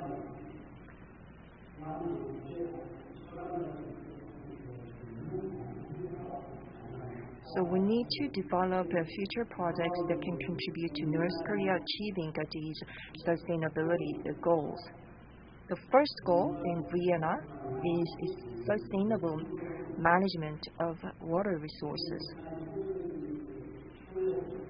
So if we can just derive North Korean demands based on the information in paper, water quality betterment, improvement of water use efficiency, including industrial and farming water, and modernizing infrastructure, and the water level monitoring system building. These are the priority areas that North Korea needs to develop. So we need to take special attention to these areas before developing future project proposals for North Korea. And once we have this presidential election and we have the result of whoever the next president is, if we can just develop the project based on this paper, then we can literally start water development projects with North Korea that can contribute to this slogan of this symposium, let the peace flow. So here are my questions. Professor Kim, your presentation was very interesting because it is based on your personal experience. So North Korea, as I mentioned, submitted a VNR, and based on this VNR, the cities and rural areas, they have this 71% and 45% respectively. These are the rate of population that have access to drinking water. So you have this experience of living in Pyongyang, and you have also visited the rural areas and the smaller cities. Do you think that these statistics are accurate based on your personal experience? That is my personal question, and this is my comment on the presentations. Thank you so much. Yes, you made two comments generally. You expressed your agreement to the presentation by Mr. Kim Jin-min, and then you also talked about how to develop future projects with North Korea based on demands of North Korea. And the second part of your comment was a question to Professor Kim. You wanted to know the accuracy of the statistics provided by North Korea. Is it correct? So you want to know the accuracy of the numbers that North Korea has submitted in the VNR. So Professor Kim, can you provide an answer?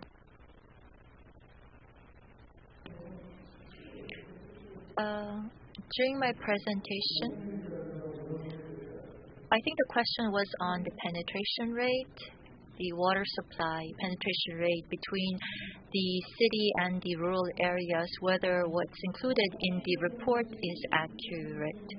Cities 71% and rural areas 45%. Yes, those were the numbers from the presentation from Director Kim Jin-min. And based on your experience in in North Korea, do you think these numbers are accurate? The UN report that includes these numbers, I don't think they're very accurate. Of course, they do their best, but considering the situation in North Korea, it's difficult to gain access to accurate numbers or data. So 70%, I think cities, 70% would be rather accurate, but for the rural areas, I think the situation is much more dire than what was described in the report. If you look at or visit the rural areas in North Korea these days, there's still so many households that rely on wells to use water. So I would think that it's less than 45%. So Professor Kim is saying that the numbers for the cities may be relatively correct, but I think the reliability of the data on the rural areas is much less trustworthy. Next, we'd like to ask Choi-Hanna if you have anything that you'd like to discuss. Yes, my name is Chean-na, and I'm the team leader of the Civil Engineering Environment Technology team of Taeyang Construction. Thank you so much for inviting me here. First of all, let me express my gratitude to inviting me here as a panelist.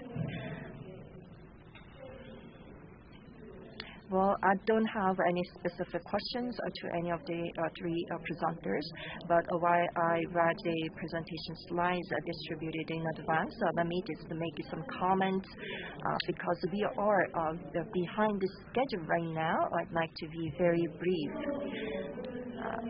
First of all, as you well know, water is a very essential sources that is directly related to the survival of the mankind. So to ensure the minimum life quality and human rights of North Korean residents, we have to address this issue first.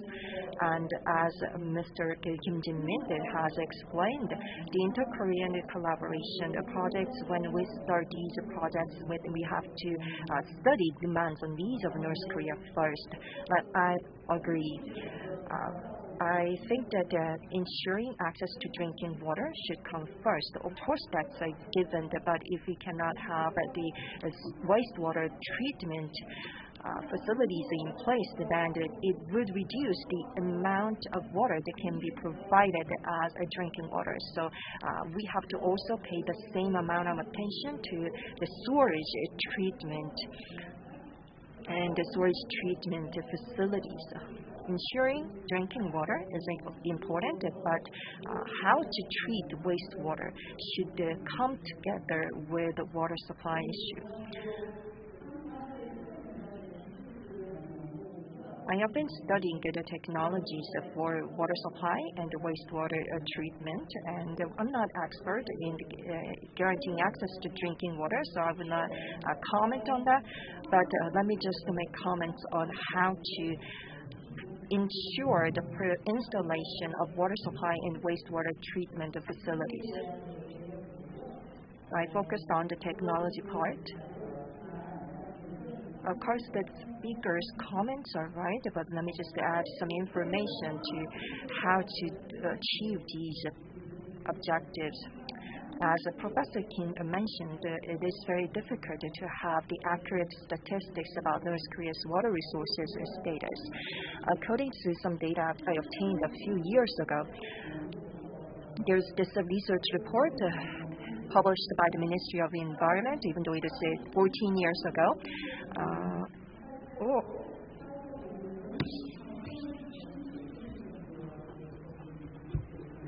It is only 35% of the installation rate of the storage system of North Korea in 2008. And this as of 2010, the waterworks installation rate was just 88%. It is equivalent to the level of South Korea in the late 1980s for the water supply. And as for the storage system installation rate, it is the level of 1991 in South Korea. So it is more urgent to secure the storage system in North Korea. If we can just install a more storage system, then water quality could be improved. Then the improved water quality of wastewater would also increase the amount of water for water supply. So the storage system should also come together with water supply system to ensure access to drinking water.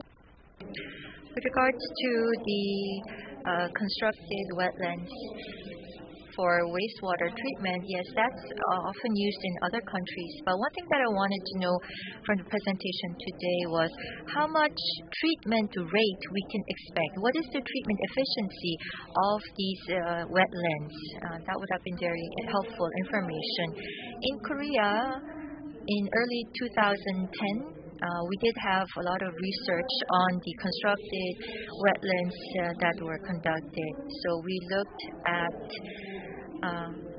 different projects, and we did a lot of research on the wetlands, and we in fact constructed many of these CWs. So for wastewater treatment CWs, well, honestly, they were not very popular. Some are in operation right now, but in Korea, there are a lot of limitations with regards to maintenance and the continuous use of these CWs. So these CWs, their efficiency goes down, and this increases the cost as time progresses. And so many of the CWs had to close down as a result. So in Korea, there's still a lack of understanding on the importance of the constructive wetlands. But as we heard during the presentation, it actually doesn't require much electricity or power. And so in North Korea, it may be applicable, but then I do want to make two suggestions on the constructive wetlands. First of all, in the rural areas, yes, I think these CWs would be very useful because they do not require electricity. So for sewerage and other wastewater treatment, is this applicable? We tried to look at that through a Ministry of Environment project we conducted several years ago. So let me focus on that project and share some information. And the CW that we built at that time was composed of the prior treatment filtration process, the VF process, SF process, and then the last step would be to actually produce drinking water. So we used a series for conducting this testing, this research through the project. And the COD reduction or elimination efficiency was about 36 to 40%. And TN elimination rate was about 40%, and TP was at 47%. And so we saw this level of efficiency through our research then. And we could not use only natural materials, and so we had to use some synthetic or artificial materials such as bioceramic, bioreeds, as well as other materials in forming this CW. Thus, we saw this good elimination efficiency. In terms of energy use, yes, these CWs are quite useful, but then in terms of the different materials that can be used, and depending on the seasonality of the region, it does require a huge lot or huge area for operation. So which is one of the limitations that Korea faces. We have a small land mass.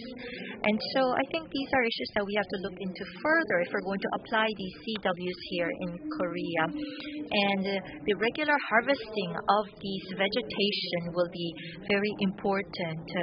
And it may lead to some aesthetics-related complaints from the residents. And so I do want to give some proposals with regards to the resolving the water issues in North Korea. And so rather than just thinking about the need to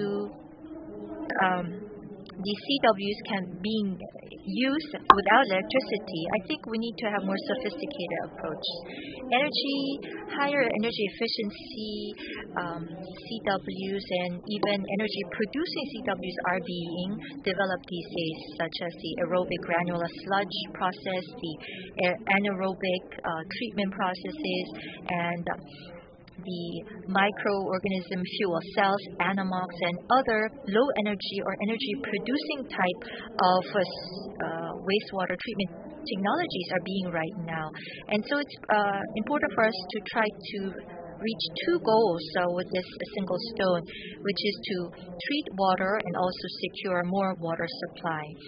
And that could be one alternative that we could consider in the future. So we cannot just focus on the energy or the electricity issue, but we need to have a two-track issue. So for example, for cities or the industrial areas, we could have one type, and for the rural areas, we could have other types of CWs built and operated. So I really look forward to these kinds of different proposals translating to actual inter-Korean cooperation projects in the future.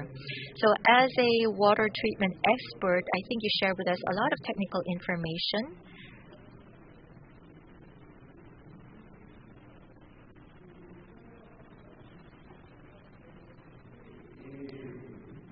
Please use the microphone for interpretation.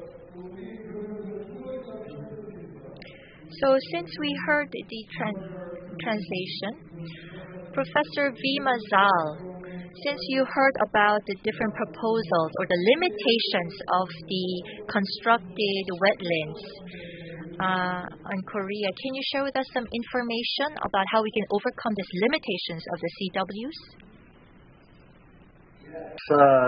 There was a concern or question about longevity of these systems. There are two major points which need loading. We cannot overload the systems. However, we do have experience from the Czech Republic that we have several systems which have been in operation for 30 years with no problems, and the treatment efficiency is more or less the same. It doesn't decrease, it doesn't increase. There were some ideas in the very beginning of this technology that during the maturation of the system, the treatment efficiency will increase, and this is not true. But it doesn't decrease, so it's very stable if we take care about that. The second point, which is very important to mention, that if we build a constructed wetland, we also have to build a sewer system. And of course, differs in various countries. But for example, in our country, the sewer system for the village is usually 4 to 5 times more expensive than the constructed wetland itself. So this is maybe not so expensive to build constructed wetland, but we have to count that we need to build sewer system as well. And concerning the phosphorus, I mentioned that the phosphorus is usually not removed with high efficiency, but in many countries there are no limits for discharging of phosphorus in smaller installations. However, then if we really want to remove phosphorus, probably the best way is a chemical sludge. But in terms of efficiency, in our experience, and I think it's a worldwide experience, in terms of removal of suspended solids and organics, the efficiency is about the same as conventional treatment systems. It's stable throughout the year. In terms of nitrogen, I mentioned that it depends if we want to remove only ammonia, then vertical flow systems are very efficient. If we want to remove total nitrogen, then we would probably need to combine with a horizontal flow system. Then we can achieve 70-80% removal of nitrogen if we combine these two systems. So the general idea, especially in Europe, is to use constructed wetlands in the rural areas for smaller settlements up to 1,000 population equivalent. And we usually use, of course, there is a calculation how we can calculate the surface area, but for horizontal flow systems, it usually comes to 5 square meters per population equivalent. In vertical flow systems, it a little bit differs. For example, in Austria, they use 4 square meters. In Denmark, they use 3 square meters. And in France, they use even less. But in general, I would say between 3 and 4 square meters per population equivalent is necessary if we use vertical flow systems. Therefore, this is the environment limitation. So we cannot build, as I showed in my presentation, these 25 hectares systems in China. So it's not possible to use it in Czech Republic because we don't have so much area available for wastewater treatment. So therefore we use it for smaller sources of pollution, mostly between 200 and 500 population equivalent, which is a very common size of the village in the Czech Republic. So it depends. I'm not sure how is the, I would say, population distribution in North Korea, how the villages, if they are smaller or larger, but this size, I would say up to 1,000 population equivalent is very convenient. 존 비머저 교수님께서 몇 가지 So Professor Vaimazal has given a lot of explanation right now, and the CWs have pros and cons, and those were explained by Dr. Vaimazal.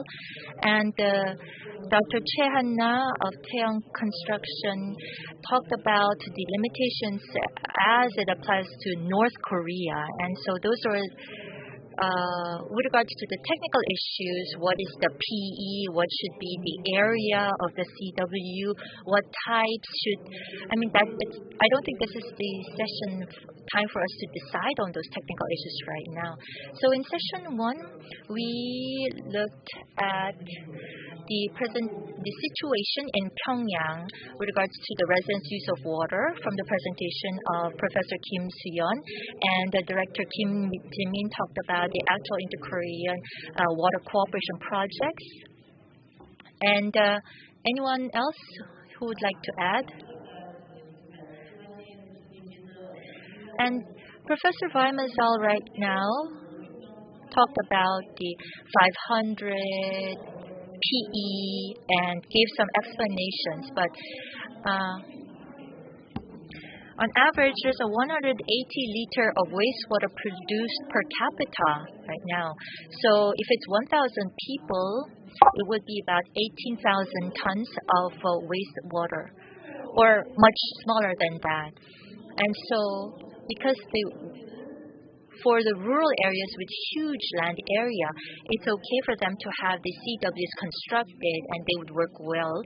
However, for the cities with high population densities, it may not be very feasible. So yes, what Professor Vaimazal has explained is that these CWs would be more appropriate in the rural areas with larger land areas, lower population density. Yes, so we appreciate that clarification. And we were able to learn a lot of new information through the discussion today. And Director Kim Jae-min, during his presentation, talked about the future attempts to let the peace flow through the water projects between the two Koreas, and what kinds of cooperations will be necessary, what the direction we should be taking.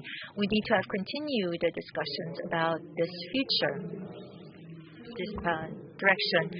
So I think it's time for us to wrap up session 1. I'd like to invite President Kim to wrap up session 1, and then before we conclude this session, we'll have a photo, and then we'll have a 10-minute break before we go on to session 2. Thank you very much.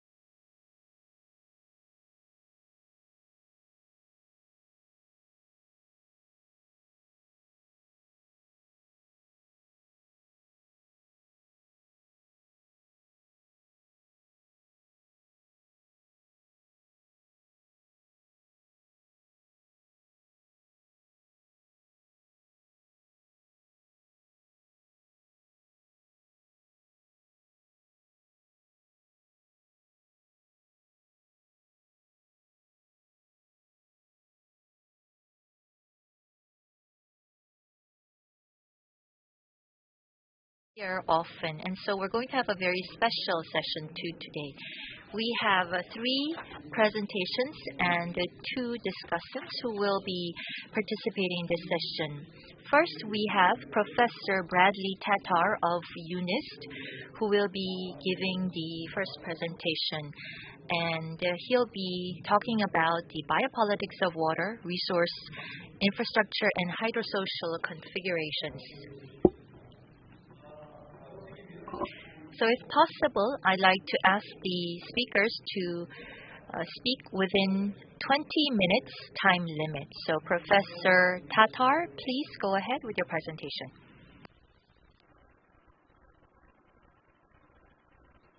Professor Tatar, would you present first?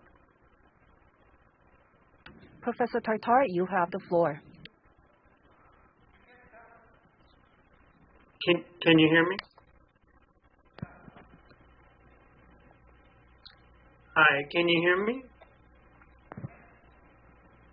Yes, we can hear you. Great, and you can see the PPT? Yes. Great, thanks. Okay, good afternoon, everyone. I'm Bradley Tatar. I'm a professor in UNIST. That's Ulsan Kwagiwon in Ulsan, South Korea. I'm in the School of Liberal Arts. My field is cultural anthropology, which is a social science. So I'm going to give a social science perspective on water and politics today. I call this talk the Biopolitics of Water, Resource, Infrastructure, and Hydrosocial Configuration. And I'll begin by explaining what some of those terms mean and what are the central questions that I'm trying to explore. I'll be looking at several case studies such as the Panama Canal in Panama, the Nicaragua Canal in Nicaragua, Kiki's hydroelectric project in Costa Rica, and the Kochibamba water war in Bolivia. Probably I may have to skip some of these in order to comply with the length of the presentation, but I'll try to cover these. In the social sciences, we try to look at different case studies around the world and compare them to try to find the common problems or issues that need to be addressed. So I'll try to do that with these case studies to draw out some common lessons on the biopolitics of water. And I'll try to make some recommendations from these case studies which could be applicable to developing water as a resource to create peace with North Korea. So I'll begin by taking from the work of Eric Swingado. He is a Belgian geographer in the University of Manchester. He's a professor of geography in Manchester, England. And he said, mobilizing water is a conflict-ridden process. So anytime you use water for human purposes, you create a conflict. So it sounds like a bad news, right, for water and peace, but it's really not, because what we need to do is just look at each case of how the conflicts emerge and look at the actors. If the actors can decide to work together for peace, then it could be achieved, right? So we want to look at the different conflicts and see what kind of ecological relations and social relations were produced in the conflict. And then we ask, well, what kind of ecological relations could produce peace, or what kind of social relations could produce peace? And that's a difficult question, of course, in the context of Korea, which has been divided from one country into two countries and polarized by the Cold War. but we'll try to address it. Now, the concept of biopolitics is, the word comes from the work of Foucault, but it's been developed by other social scientists with the idea that the control of nature is an essential part of controlling humans. So in general, governments and other institutions like multinational corporations, other kind of big organizations, they try to develop knowledge about nature in order to govern humans more effectively. So governance practices are based on forming knowledge of nature. That's the idea of biopolitics. Moving to infrastructure, I'm drawing from the work of Ashley Kars, who is a cultural anthropologist like me. And he said, well, usually we think infrastructure means roads, bridges, dams, airports, and systems. But he said we can think also of nature and natural systems as infrastructure when humans organize the natural system to deliver services for economic activity and development. It's always a socio-physical construction. It involves physical material like concrete, steel, soil, water, and it involves social aspects like laws, regulations that make that construction possible. And these combinations of social and physical elements are produced historically at certain moments in each country's history. Swingido from Manchester, he talks about the hydrosocial, and this involves the combination of ecological and social processes, because you're applying the technology to the materials of nature to produce things that you want, products like water you can drink, fruits and vegetables, manufactured goods like textile or computer chip.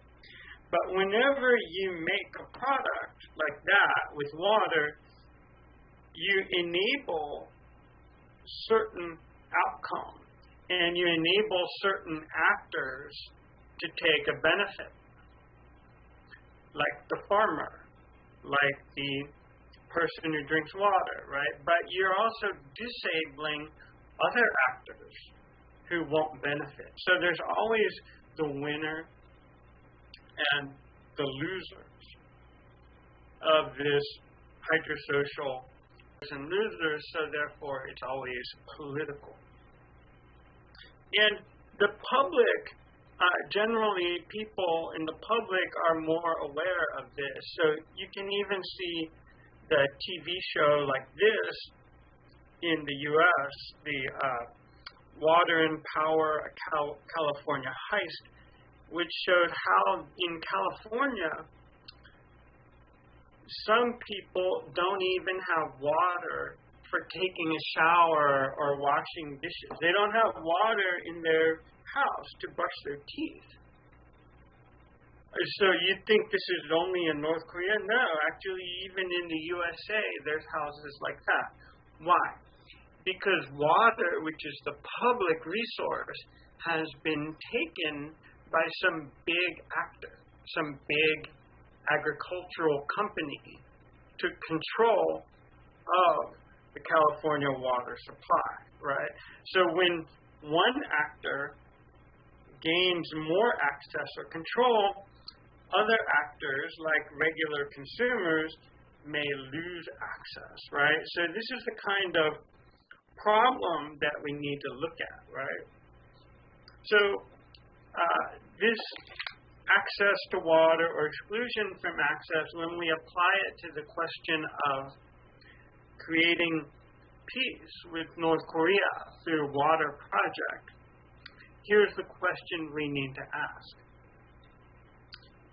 When we create a project, a water project with North Korea, who will have access to water or control over the hydrosocial cycle? Who will control the cycle? Is the question. And who are going to be the leaders of peace? Who will gain power from it? So peace is achievable if the leaders can gain power. We saw Trump meet Kim Jong-un, right? But they didn't continue the process because they couldn't gain power from it. Peace, not power from conflict. So I'm going to present my case studies, if I can, in the next 10 minutes. So I'll begin with the Canal de Panama. All of my cases are from Central America. So as you know, the Panama Canal is a crucial infrastructure for transport between the oceans.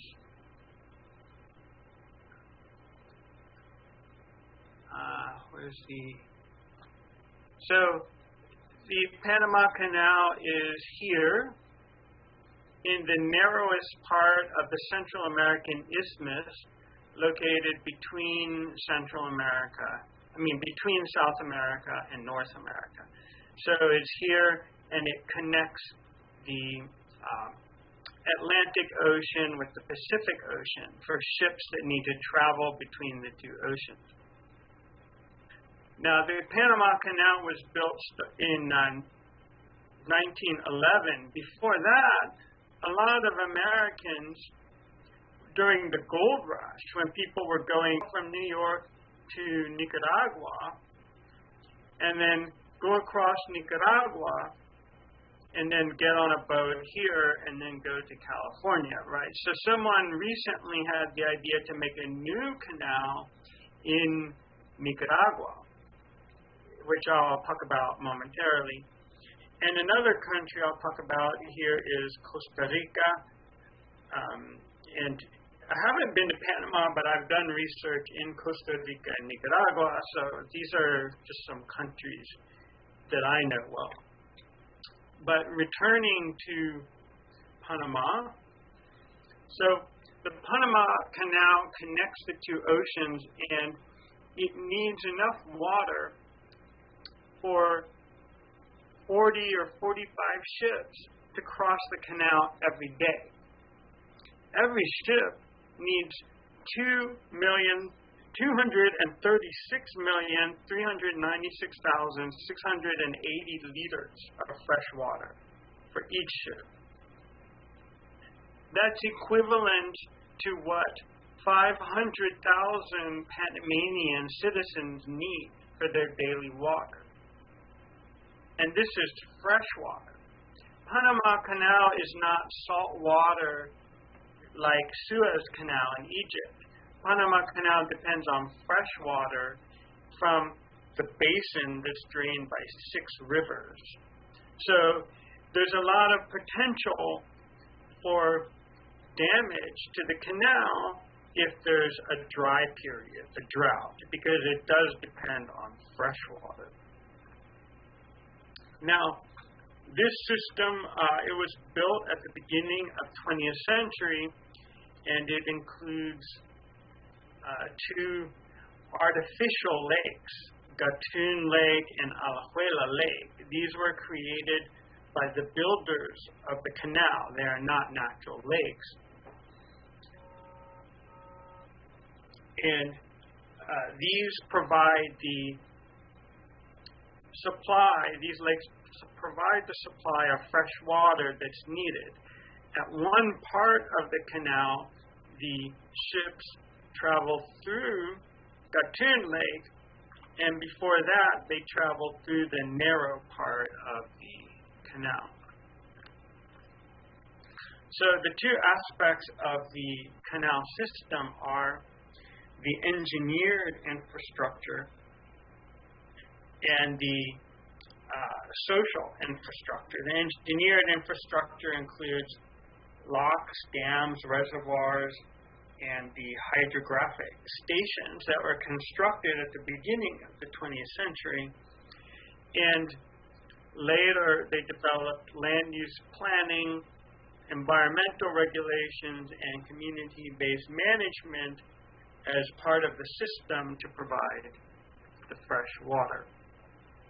The engineered system includes the three sets of locks which raise the ship from the sea level up to Gatun Lake, which is 26 meters above sea level.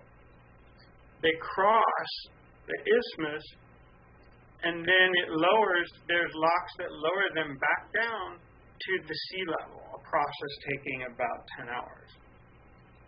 So that anthropologist, Kars, he calls it a freshwater aquatic staircase. And it can be diagrammed like this. So the ships enter these locks, and the locks kind of pull them up to the land level at 26 meters. They sail the picture of the canal lock. You see it has steel doors. The doors close behind the ship, and then water comes up through a culvert. The culvert is a tube that's as big as the subway train. So the Seoul Metropolitan Subway tunnel would be about this big. The water moves through the culvert and then moves up. This is the photo. This is the photo of the lock at the time it was being constructed in the early 20th century.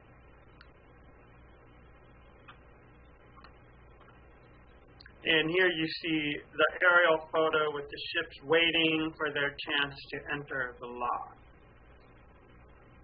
Now, what about the political and legal and social side? Well, it was developed through the 1903 treaty between USA and Panama. The treaty gave rights to the United States to control the canal zone and the right for the U.S. to take more territory from Panama. So in 1911, the U.S. dammed the Chagres River in Panama and created Lake Gatun. So that means all the farmers had to be removed. All the people living in the house were kicked off of their land. So people in Panama lost their land because of the orders from the United States. And in 1924, they dammed another river, and more people lost their land thanks to the executive order of the U.S. president in that year. So basically, the imperial relation by which the U.S., the stronger country, controlled the laws of Panama was part of the governmental system that enabled taking away people's land. The technical system relied on the knowledge of the volume flows and seasonality of the rivers. And with this knowledge, they could measure the efficiency or the capacity of the system through what they call hydrologic reliability. That's the ratio of available water to the amount of water they need for transportation. But it's important to note here that the measurement of efficiency of hydrological reliability is based on international transport, not anything that's going on inside of Panama. So it's the world outside of Panama that's determining what is efficient, how much volume of water is needed. That's from actually Carter's work. In the 1970s, the U.S. agreed to give the canal to Panama, just like Hong Kong was given back to China, right? But now Panama determined that forests had to be preserved in order to guarantee the water supply, and that means they had to remove, again, more farmers from the land because they think that farmers are harming the forest.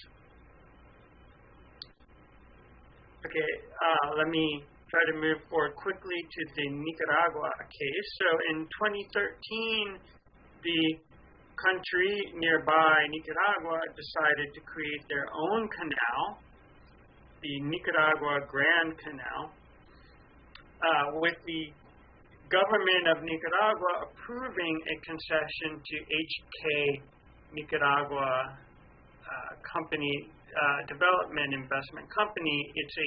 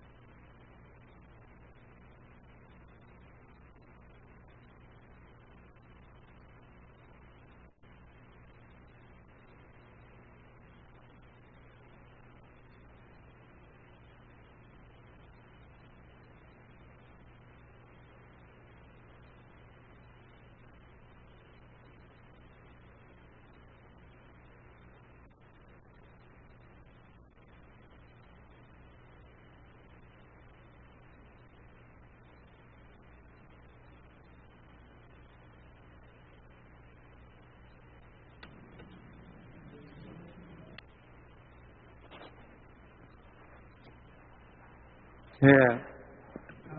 So please wait for a moment. Our apologies for technical problems.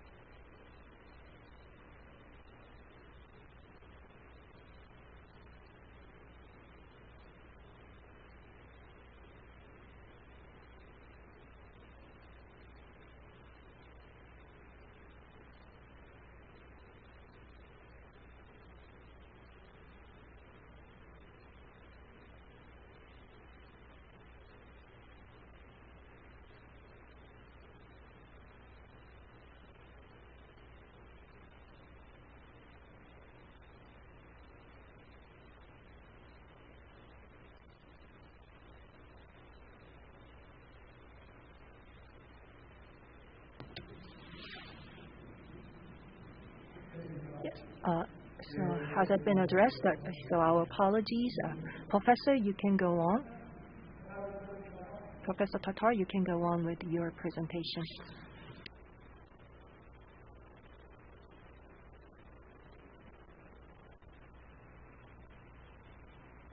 Professor Tatar, please unmute yourself. Please unmute. Okay.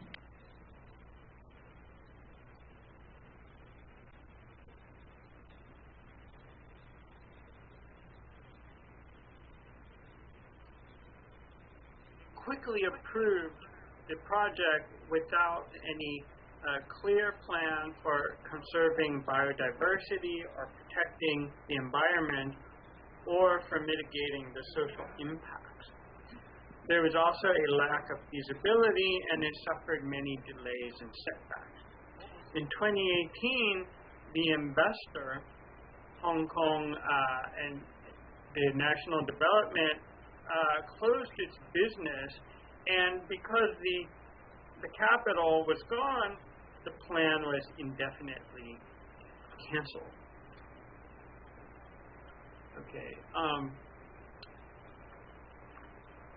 The El Diquis in Costa Rica was supposed to be the biggest hydroelectric project in Central America, the entire region. However, as a side effect, it would flood the territory of several villages, and the inhabitants of the villages are Indians. They're indigenous people.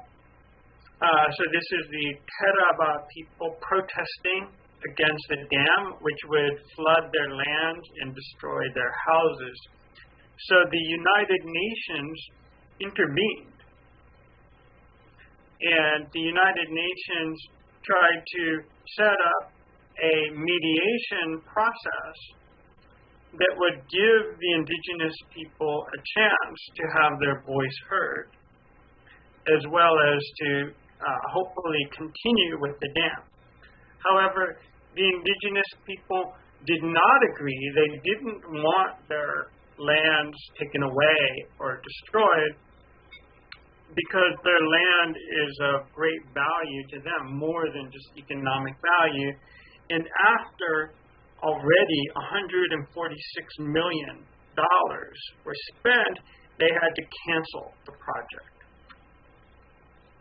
Okay, so I don't think I have enough time to cover the water war in Kochibamba, Bolivia very thoroughly, but I'll just say that it occurred because of pressure from the International Monetary Fund, IMF, which privatized the water supply of the city, and a U.S.-based company led the consortium. So there's a lot of anti-American protests, and people didn't agree to the privatization of the water supply. I'm not going into it enough in detail, but I'm skipping here. So let me summarize the lessons for biopolitics of mobilizing water. In the case of the Panama Canal, it depended on the imperialist actions of the USA to remove the Panamanian farmers from the land. In the case of the Nicaragua Canal, it failed, unlike the Panama Canal. It failed because it relied only on capital investment and ignored the ecology and technical aspects. El Diquis in Costa Rica relied on the idea of carbon zero. Oh, it will succeed because we need carbon zero. We need clean energy. But it ignored the rights of indigenous people. And in Kochibamba, in Bolivia, they imposed market forces where people prefer to rely on family and community. So some lessons that I would derive for creating a peaceful project with North Korea would focus on some issues of control. First of all, North Korean people are very proud of their self-reliance. Juche means self-reliance, right? They're proud that they're different from other countries. And they will not accept any imperialist relation with another country. So you have to avoid any suggestion of imperialist relations when you deal with North Korea. A second point is that you need large-scale capital in order to create a successful project. But capital cannot be the only force pushing the project. You have to have social approval from the people. You have to have other actors involved in the success of the project. And it should be not only technically, but also ecologically appropriate. Finally, who will have access to the benefit? Will it serve the international agents, or can it be useful to the local people? So we heard earlier about some of the problems of people in Pyongyang accessing water, so we would hope that it would be of benefit to regular people throughout North and South Korea. So we would recommend combining the knowledge, technologies, and institutions of North and South Korea for making of the project. Usually governments prefer an ambitious large-scale project, but it should be possible to also think in terms of smaller scale for a positive integration with the natural ecological systems. And finally, the people who have a negative effect on the project should not be ignored. They should also be understood as stakeholders so that some possible benefit can be extended to them as well. Thank you. That's the conclusion of my talk. I appreciate your kind attention. Thank you for your presentation, Professor Qatar. 그리고 진행하면서 So our apologies again for that technical glitch. Let me extend my apologies to all of the participants offline and online. So, because we had to speed this session, I forgot to introduce Professor Tatar. Professor Tatar has been working in Korea since 2006, starting from Catholic University to KAIST, the UNIST. So he has been working in Korea for a very long time. As he introduced himself as a humanitarian anthropologist, he has given us his very unique insight and a valuable perspective. He has introduced the 3 case examples, and based on the case examples, he gave us very valuable recommendations for the North Korean water resources project. Next, we would like to invite the editorial writer from 중앙일보, Jang Se-jung, for his presentation on water as seen from the humanities perspective. Editorial writer Jang Se-jung first began working for 중앙일보 in 1993. He was a correspondent to Beijing for 5 years, and currently he is working as the deputy director of the editorial staff. So we'd like to invite Jang Se-jung for his presentation.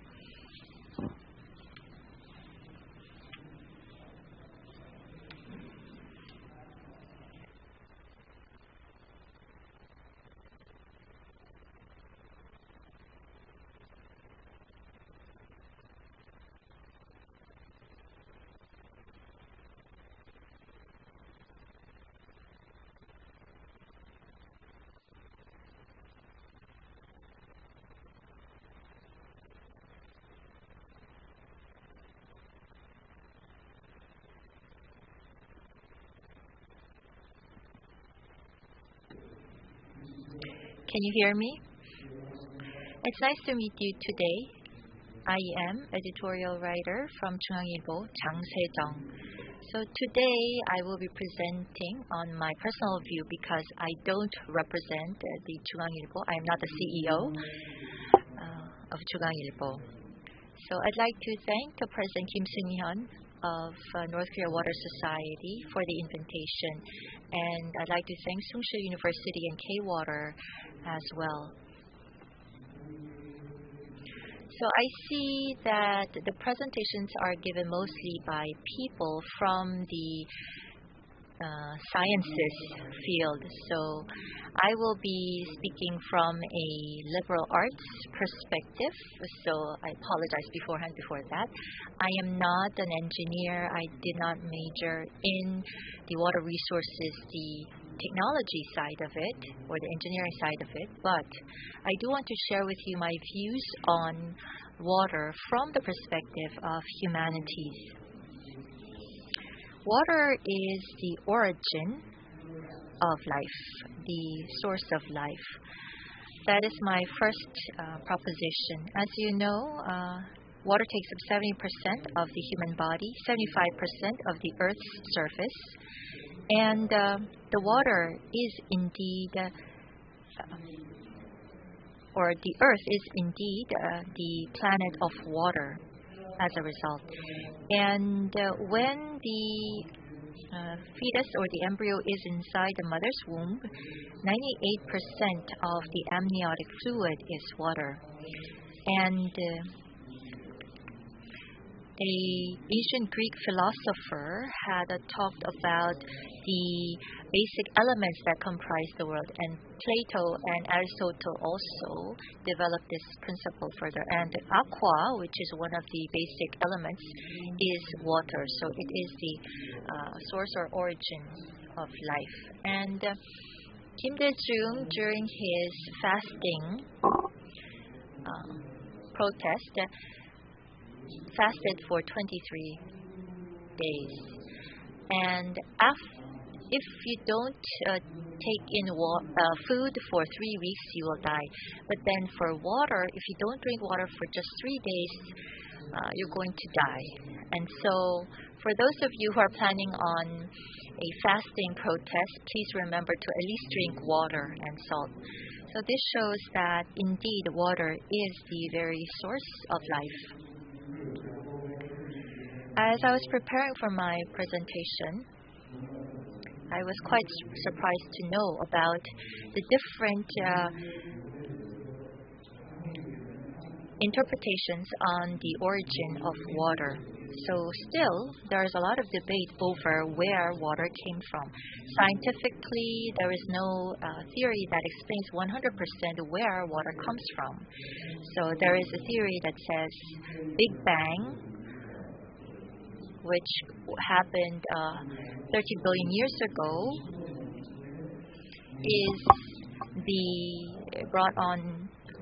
was the beginning of water.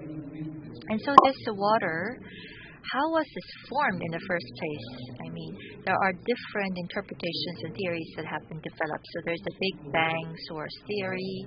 There's also the meteor theory, asteroid theory, which says that the asteroid had carried water to the Earth. But overwhelmingly, there is no overwhelming explanation on the source of water or where it originated. And so anyone who does discover the scientific theory or scientific reasoning behind the source of water will receive a Nobel Prize. Next, let's look at the properties of water. I talked about Empedocles and his different basic elements theory, and it's much later when water was first identified to be a chemical composition. So now I'd like to talk about the perception of water in mythology and in the Bible. So in mythology, how did people see or perceive water? In China, there is the creation mythology on the opening of the heaven and the earth. And there was a giant named Pango, and this giant had shed sweat, which became rain and dew, and the tears of Pango became the river.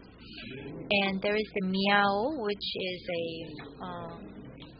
minority tribe in China, and they have a mythology story on the marriage between the water fairy and the moon. And in Western mythology, Venus, the goddess of beauty, was born from water bubbles in the sea, and Poseidon from the Greek mythology is the sea god. And now let's look at water as described in the Bible. There is the creation of the heaven and earth according to the Genesis, the book of Genesis. And it says, in the beginning, God created the heaven and the earth. So that is creation of the heaven and earth. Darkness was upon the face of the deep, and the Spirit of God. There's a typo here, so please be sure to correct this typo. I apologize to God for this mistake. And the Spirit of God moved upon the face of the waters, and God said, "Let there be a firmament in the midst of the waters, and let it divide the waters from the waters." And it was so. God made the firmament and divided the waters which were under the firmament from the waters which were above, from those that were above the firmament, and God called the firmament heaven. So in Genesis, there is a phrase that says, God said, "Let there be light," and he was satisfied with the creation of light.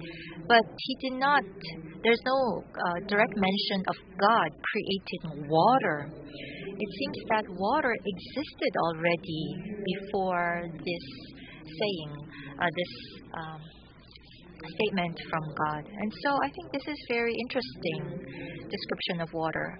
I talked about the fact that we're still searching for the scientific reasoning or explanation behind the origin of water, even in the 21st century. So in the Bible also, the description about water is just indirect. There is no saying or phrase which says that God directly created water. And also in the Bible, there is the story of Noah's Ark and the Great Flood. And it says, since Adam and Eve ate the apple given by the snake, there was some punishment given to mankind through this great flood by God. And so I'm not going to read the whole phrase from the Bible, but the story of Noah's Ark shows that water is used as a medium for judgment from God. Next is the perception of water as is seen from the east versus the west. So in Oriental philosophy, there is a book on 회남자. So it was written by Cho Namji, and it talks about the yin-yang and the 5 elements. And Yu Han is the writer of this book. And there is the principle of the yin and yang and 5 elements, which are water, tree, fire, soil, and steel. Su, Mok, Hwa, To, Gum. Those are the 5 elements that comprise the universe. And so these 5 elements would interact with each other to create the world. And the water is in direct opposition with fire and is in co-existence with, or in good relations with, tree. And so because water puts out fire, then they are in opposite ends. And also in terms of the 4 directions, north, south, west, east, water is in harmony with tree and spring. And 서백호, which is the west where the sun sets, and the east is where the sun rises, so that's spring. 남추자 talks about the different tastes, and the interesting thing is that the direction of the water is the north. And although I did not write down here, it represents water as well, and water is related to the taste of salt. And so in the middle there is the yellow color. So China often describes it as the yellow country, that is the center of the world. So water, philosophy, in terms of philosophy, is interpreted this way through the Oriental philosophy. And on the Korean peninsula, for the Korean people, if you look at the mythology of the foundation of Goguryeo, there is Chumong, and the mother of Chumong is the daughter of the water god. Hemosu also married, is the father, and they married to give birth to Chumong. So, and the mother here is the daughter of the water god. Now let's look at the perception of water from the Western philosophy. Thales, who is a natural philosopher, has said that the water is the source of all things, and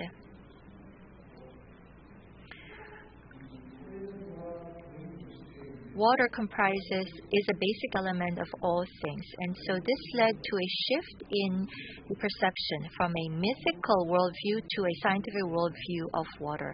And Heraclitus also said that no one can enter the same river water twice. And Heraclitus also said that the source of all things is fire, and said that for water, everything continues to change, and the fact that change is constant is the only thing that doesn't change. And so this principle, he named it as logos.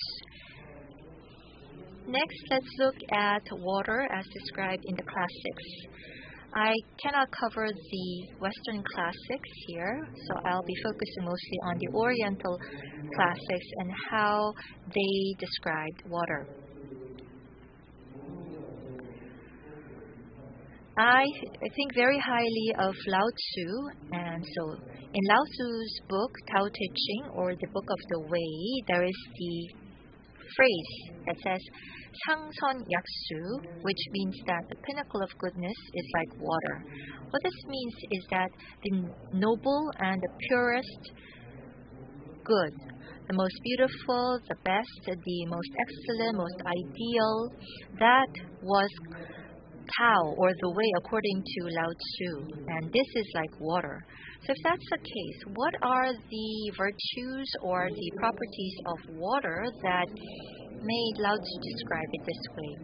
So Tao Te Ching, I believe, embodies the wisdom of mankind, although it's a very short book. And if you look at this, the Book of the Way, well, I think this is the core message that I want to share with you today, which is on the virtue of water. We are here at a meeting hosted by North Korea Water Society, and we have researchers, policymakers who are working on inter-Korean water projects who are participating here. And so I'm hoping that all of the participants will remember this message about the virtue of water as you do your work. So water provides benevolence to all things. They do not fight each other, and when they remain on land, it makes it fertile, and they make the heart gentle and provides benevolence in human relationships, and it governs justly and provides capacity, and it allows timely movement, and it doesn't fight, and it has no flaw. So this is the virtue of water according to Chapter 8 of Tao Te Ching. And I believe that this is something that anyone who is working on water or water resource issue will have to remember. Chapter 78 talks about the power of water. It says that there's nothing as soft and weak as water, but nothing can beat water in terms of hitting what is firm and strong. And Ibek is an ancient writer who wrote much, was a prolific writer, and he wrote in this book, Changjinju, that the Yellow River flows from heaven and it flows to the sea. And Tubo is a writer from ancient times. In Cheongdu, the poet Tubo had lived at that time, and he had written this poem entitled Chunya Hiu. And the poem goes, a good rain knows the seasons, and it falls during spring. It flows with the wind and comes quietly and dampens everything quietly. And so it makes everything prosperous, but it doesn't make itself shown or doesn't boast about its this ability that it has. So that is how Tubo had described water. Next, let's talk about water and human civilization. As you know well, the 4 human civilizations originated from the water areas. In Kuju, from the Shilla area, that was the jurisdiction area where this Shilla civilization first began, and that was a water area, and it's natural because agriculture was very important at that time. Next, I'd like to talk about water and war and peace. So I'd like to talk about the revolutionary nature of water from the classics. We have Sun Tzu, who talks about the water in his book Monarchy. It says the monarch is the ship or the boat, and people are the water. And the water can float the ship, but also can subvert the boat. So it is very embracing. Water is very embracing, but also can be turbulent at times. In terms of flooding and flood control, now let's talk about some examples from the past. After King Yo and Sun, there is the Emperor Mu, who ruled for some time in China. And there were a lot of floods that happened under this emperor's rule. And Emperor Wu's father was Kun, and he worked for a long time to solve this flood issues, and he was eventually eradicated. But I think his failure stems from the fact that he tried to stop the waterway, the flow of the water. But his son, the Emperor Wu, tried to control flood in a way that provided the water a path to continue to flow. So let's just change the direction of the water flow. And he was quite successful with this flood control measures. And this emperor eventually began to continue to rule China for a long time. And in the ancient times, there were a lot of fights that occurred because of the lack of water. And in the ancient times, agriculture was so important, was that if there is flood or there is drought, then people would think this is due to the lack of virtue on the part of the emperor. And so the emperor would have to do rituals for praying for rain. And then there were many cases of water leading to war. And we are talking about the sluice gates or the inlets. In Korean, it's called mulgo, and this mulgo, this sluice, is a waterway which leads towards farmlands. And I was born in Jinju, below Mount Chiri, and my family was in farming when I was younger. And so having a waterway created to flow to farmlands was very important.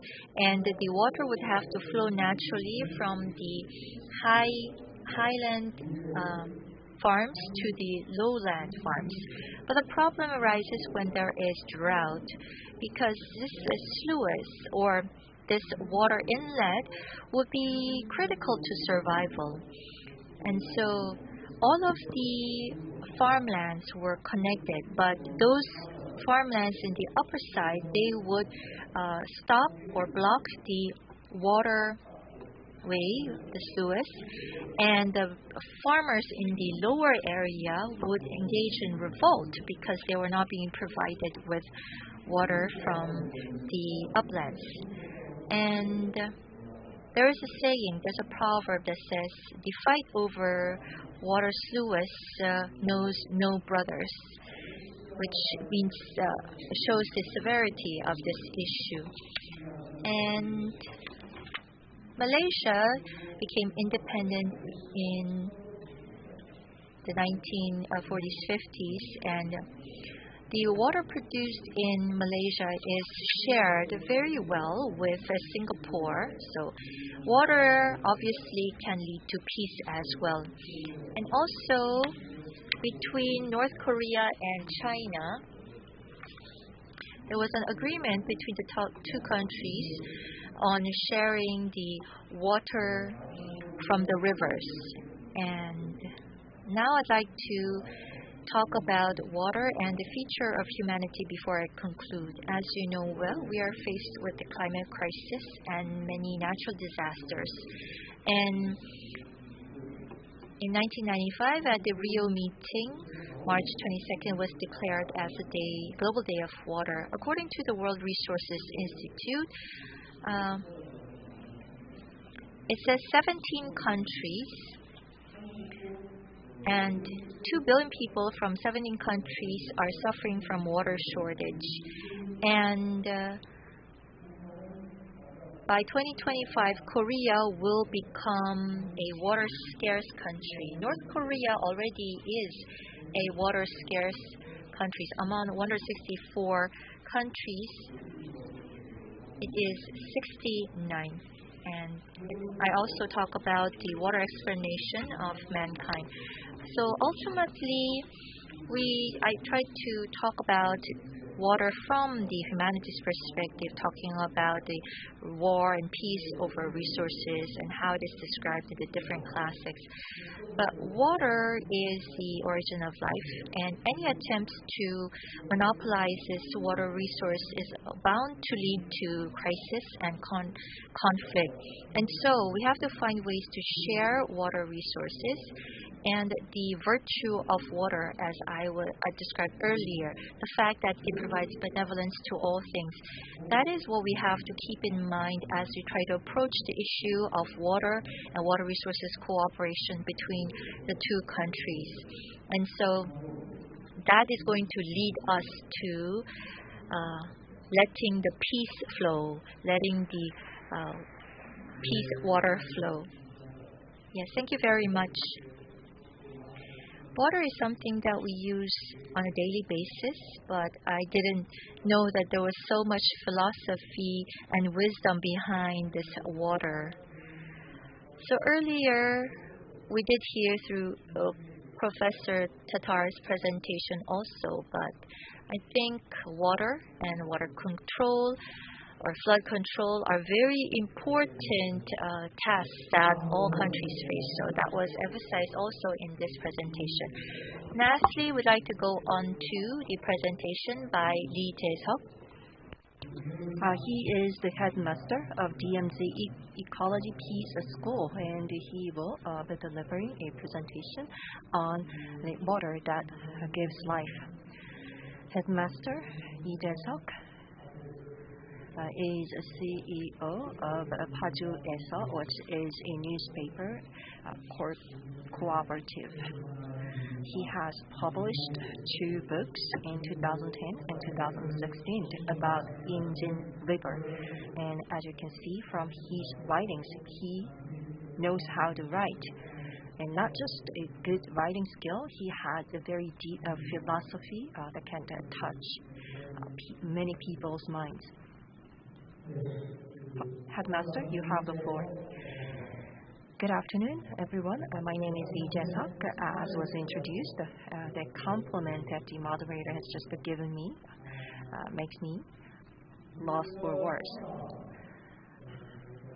Well, my presentation topic is water and peace, I'd like to focus on river water.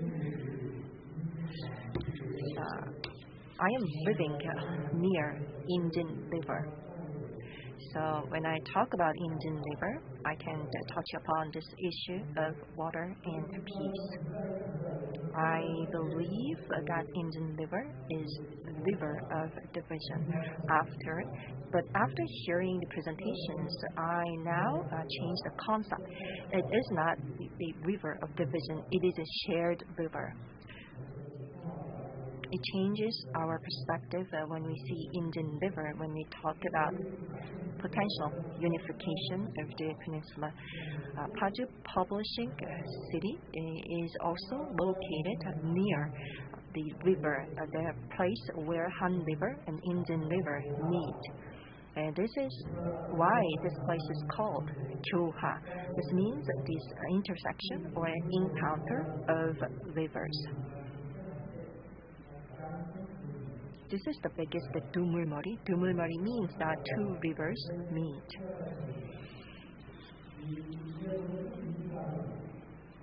And I believe Indian River is a very special river because 2/3 of it goes through North Korea and the remaining 1/3 flows through South Korea.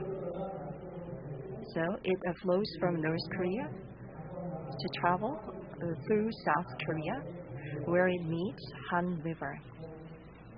And it forms boundaries between North and South Koreas. So the DMZ cuts across the Indian River twice.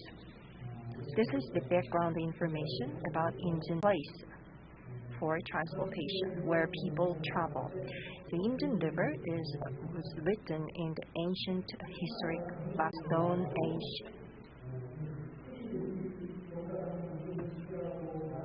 And when we look at the ancient history, like 3,000 or 4,000 years ago, where Gojoseon ruled, we have this. You can find Goindor remains along Indian River, and other ancient tombs, Stone Mound tomb, is also discovered along Indian River. This shows that Indian River has been used as the route of transportation throughout the ancient history, or throughout the entire history of Korea.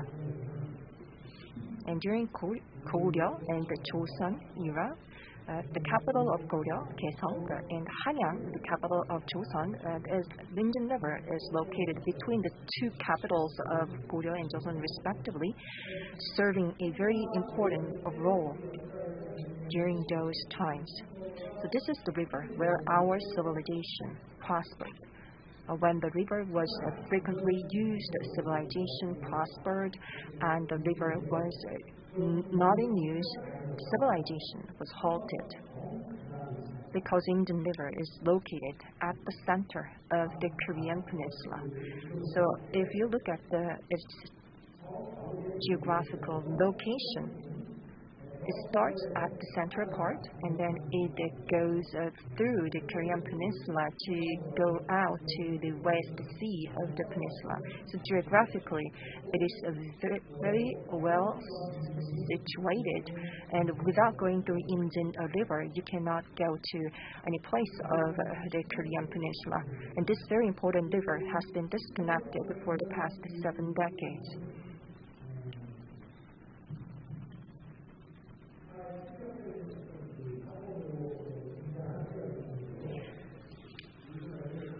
And during the 70 years, Indian River was heavily covered in 2009 when there was a sudden flood, which killed 7 campers in South Korea. That day, there was a torrent or a heavy rainfall in North Korea, and North Korea discharged water without a notice. So the campers who were camping near Indian River were killed by this sudden flood. If there had been just a simple notice, these 7 lives would have been spared. Of course, we have to consider the icy relationship between the two Koreas, but this just reminded us clearly that Indian river is not just a natural river, it is a river of disconnection.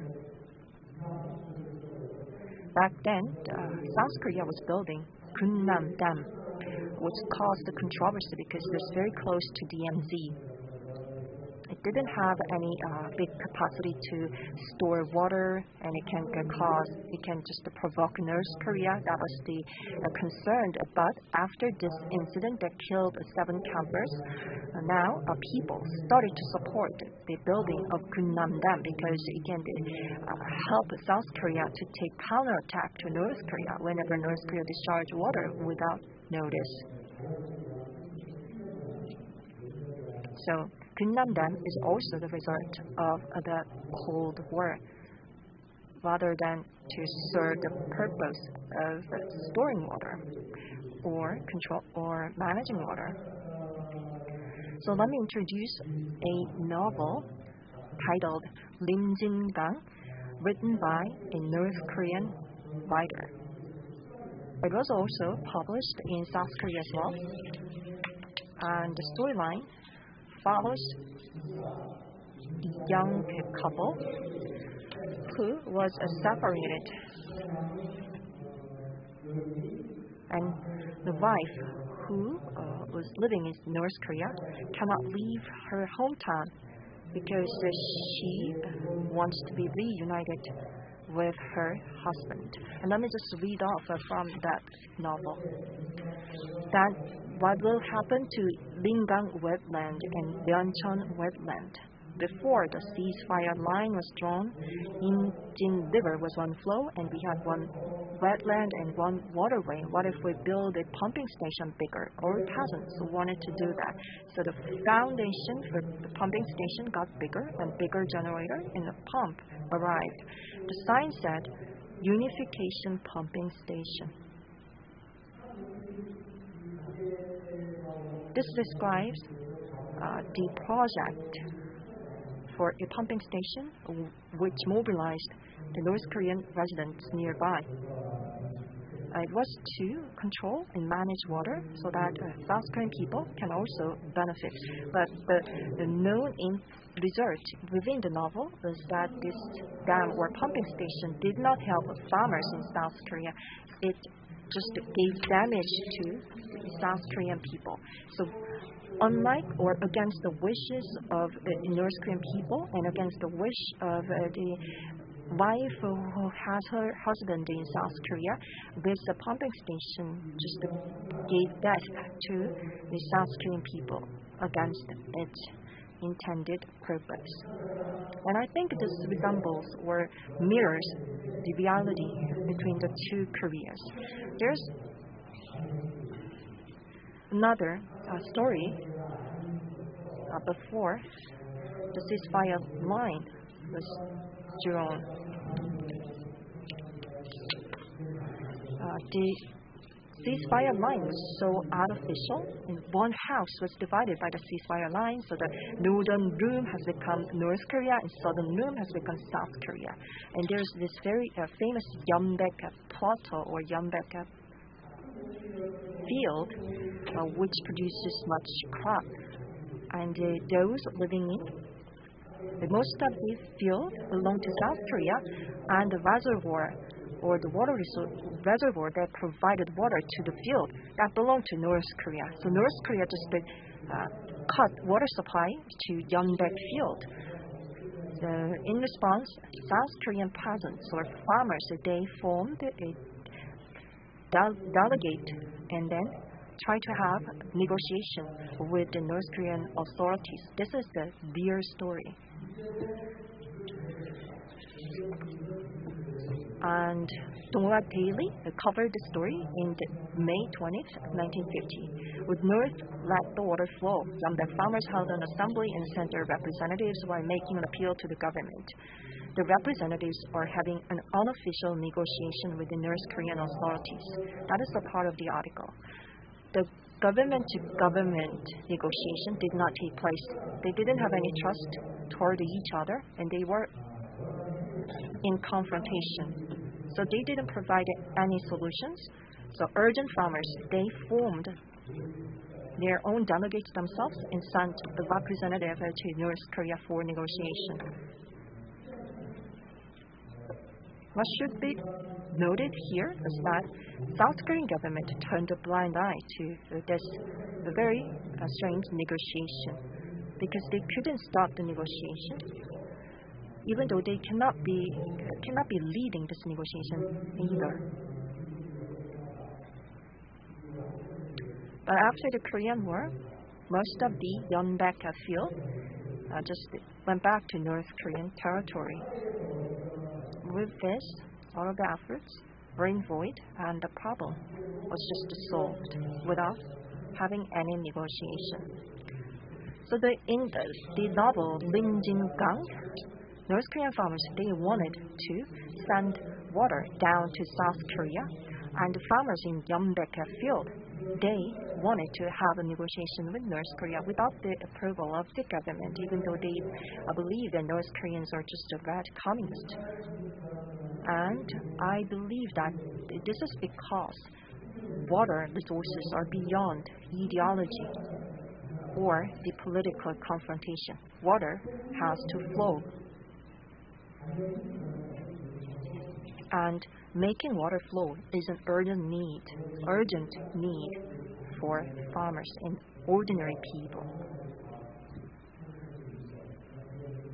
All of these episodes or stories that were before the Korean War, and after the Korean War, as time goes by, the stories of that surrounding the boundaries have just disappeared, and now we are taking these divided realities as realities. And I don't think that this inter-Korean issue is an issue of individuals. It is an issue of politics. And individual negotiations or individual exchanges cannot take place between the two Koreas. It can only happen within the bounds allowed by the two governments.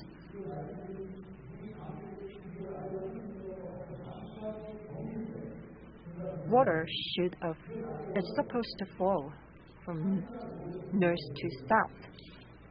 But there's no official negotiations between the two Koreas, especially after the Kaesong Industrial Complex is shut down.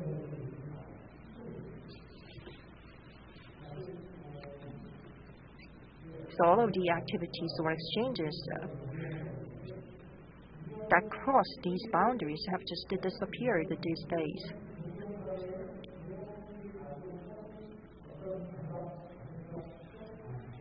So this very visceral response of the peasants living in boundaries like the North Korean farmers believing that they have to send down water to the south, and South Korean farmers believe that they have to be in the negotiation to get what they want from North Korea. These farmers' beliefs are more effective than the government's official response to this shared water resources.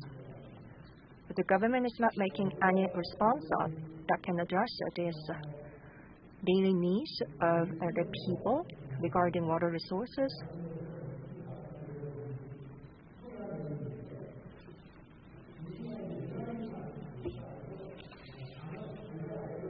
And whenever I see Indian River, I find that Indian River goes through the cliffs, and then it goes down to form waterfall. And there's this very big plain above the cliff. So the water goes through the field and then goes down the cliff to form waterfalls. So you can see many waterfalls along the Indian River. It is a semi-artificial waterfall only during the farming season. This is a very unique scene you can see only in Indian River because of the geographics.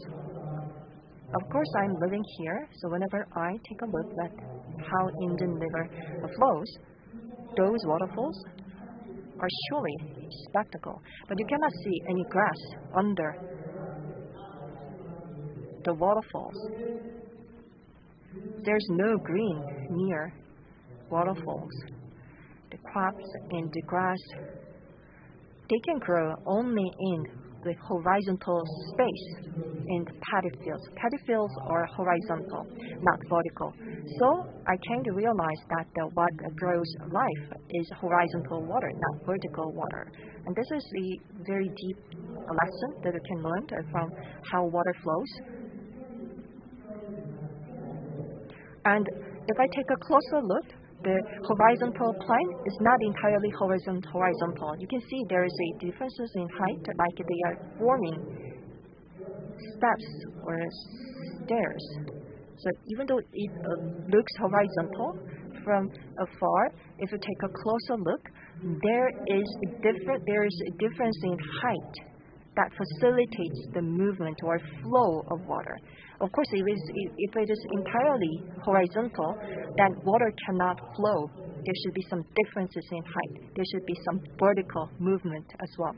So what grows water relies on the vertical movement along with horizontal movement as well.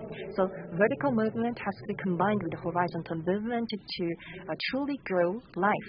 And this same laws can be applied to inter-Korean relationship. The vertical movement can prompt a change, and horizontal movement can hold life or change. I think this is what we can derive. This philosophy can be drawn from how agriculture can be made. And all of the river water flows down to the ocean. The ocean is the ultimate destination of river flow. And this such movement of water, we can draw various philosophies from the movement of water. All of the water in the ocean, that is not the final destination of water. This is a given. After reaching oceans, the water perspires to become vapor. They soar to the sky, and then they move along with the flow of air, and then they become raindrops to have this vertical movement again. They fall down to the earth. Well, I cannot explain what I feel from the movement of water accurately, but we can learn a lot of philosophical thoughts from how water moves and form this very grand circle of life.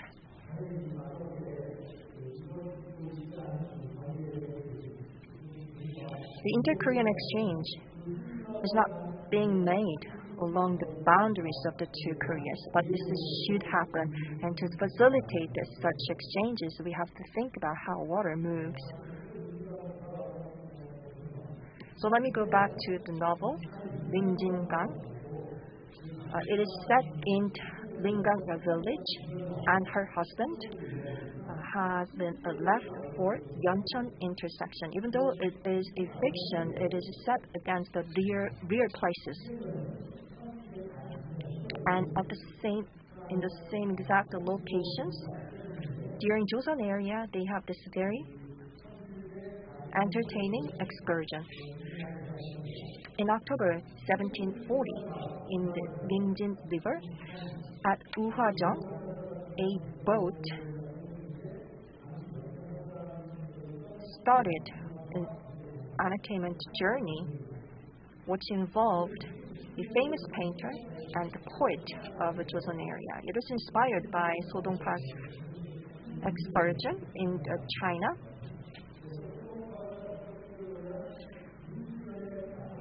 So in the same Insu year, they started this excursion. The poet wrote a poem, and Chongsan, the famous painter, painted a drawing, very famous drawing, which is a cultural heritage of Korea. And the destination of this excursion is the place that appeared in the novel Lim Jin-gang. So 200 years ago, 200 years before the novel, these famous writer and painter, they went through the same route of the route that appeared in the novel Lim Jin-gang. So let me just read from the novel. The sunset over Rimjin River died down. Under the blanket of night, the river flowed heavily over the frozen river water. Waterbirds wept while flying their ways. Cold wind blows snow flower into the garden of the lady's house. So that was how Rimjin River was described in this novel, Lim Jin-gang. But if you look at the records of the excursion 200 years ago, Rimjin River was described differently. While looking down to the deep cave, we discovered the beauty of the sun and the moon and the silky sand that glitter. We saw all these splendid spectacles here. Where else we can find this sublime beauty? As we sang a song together on the boat, waterbirds soared up in droves. So the description 200 years ago is light and cheerful. Even the same bird act differently. In novel Lim Jin-gang, waterbirds wept sadly. But in Ujeokbyeokbu, which was written 200 years ago, the same waterbirds soared up. Hopefully. I think the ceasefire line has changed the mood surrounding Rimjin River.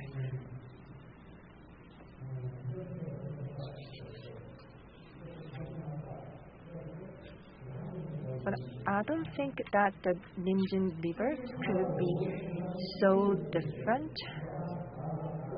So I just combined the descriptions of these two and found the middle way. It goes like this: the sky and the earth are expansive, and the world is in void space. So there is no division between river and mountain, and wind and the moon. The sun rises higher, and the river carries the sun flowing down to the south.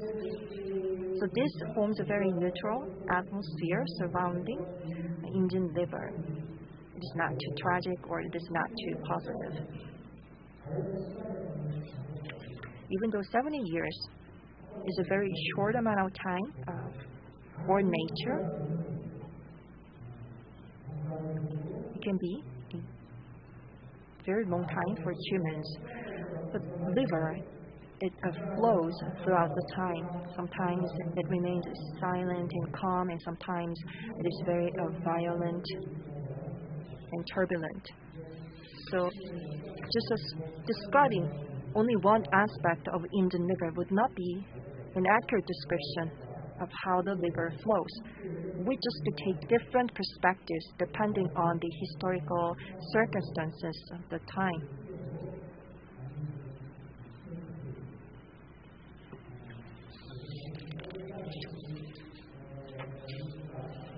So I hope that I don't think that the 70 years of time would be long enough to control the movement of Rimjin River. It would not define the Rimjin River. Rimjin River would just stay the same, regardless of the historical situation or political situation of the mankind.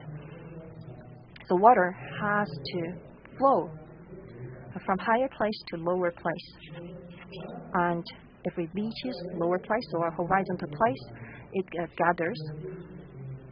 And then, if it has reached the lowest place, it will soar up to the sky, forming a circle of life.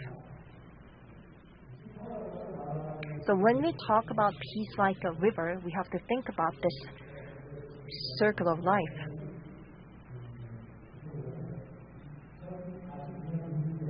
And if another Insu Nyeon or year of Insu arrives in 2042. And in October, at the same date, I hope we would be able to start another excursion at Uhajang in Indian River. That is my wishful thinking. Thank you so much for your attention.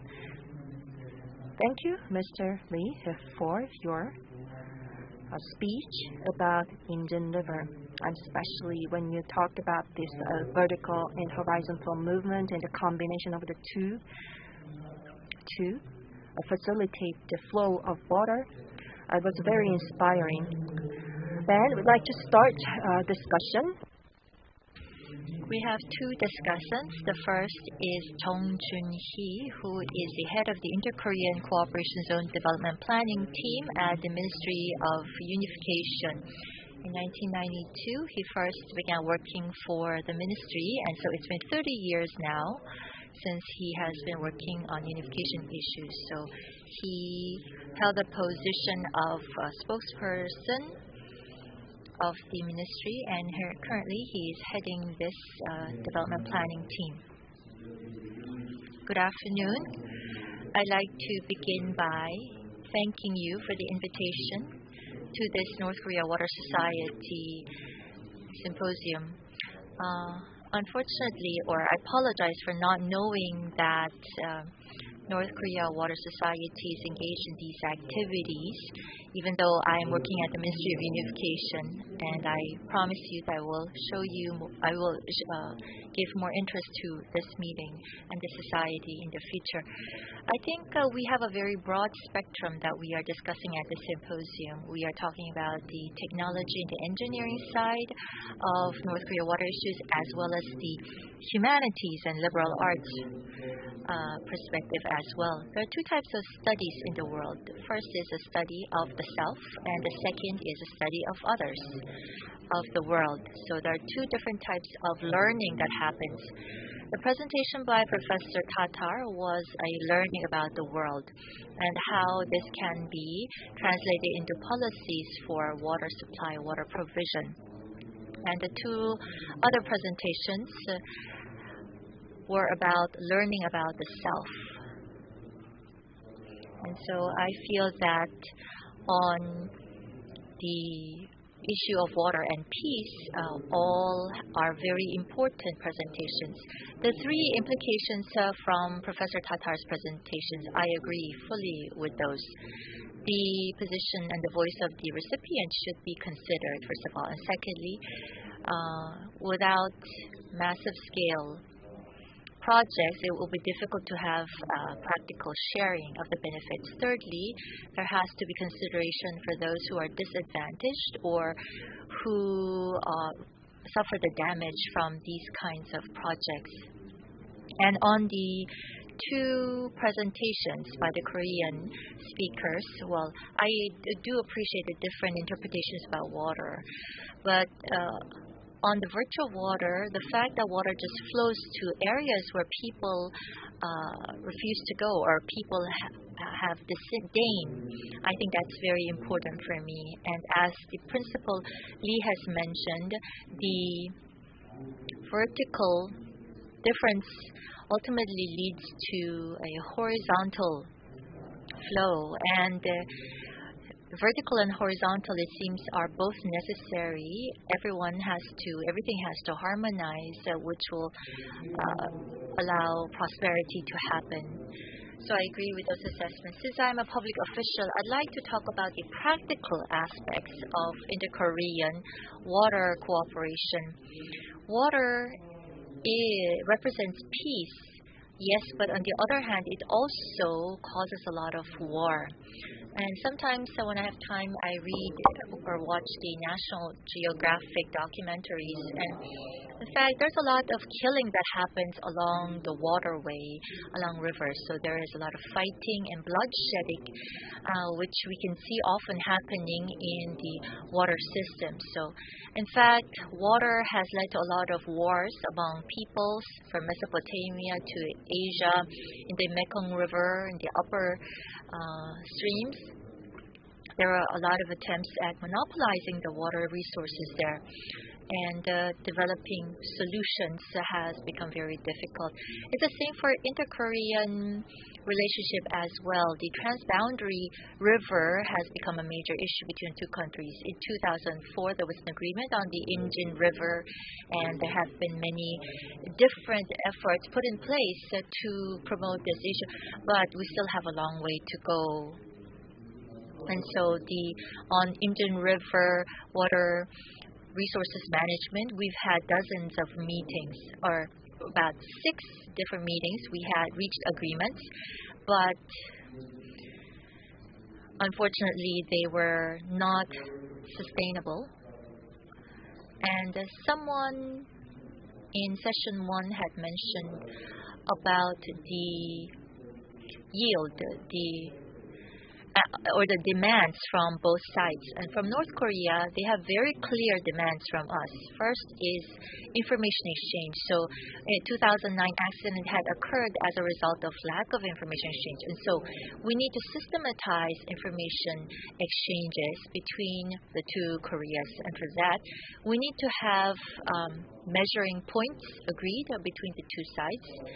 And there has to be some logistical exchanges that happens as well. And that's going to lead to systematization of the relationship as well as sustainable relationship. And so we still have a long way to go.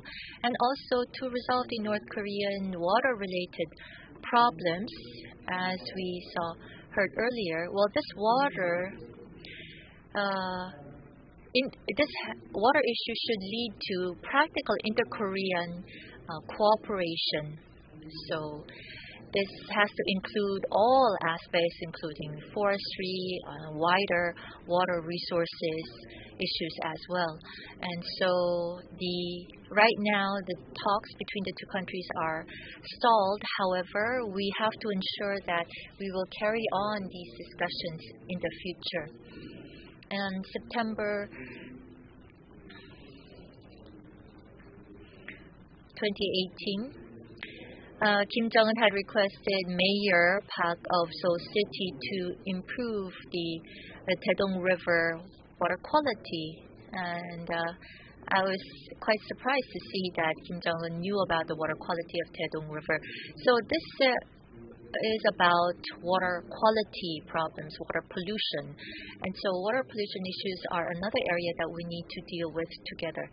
Lastly, we have a bigger issue at hand. We're just thinking about the land. So we're talking about rivers, streams mostly.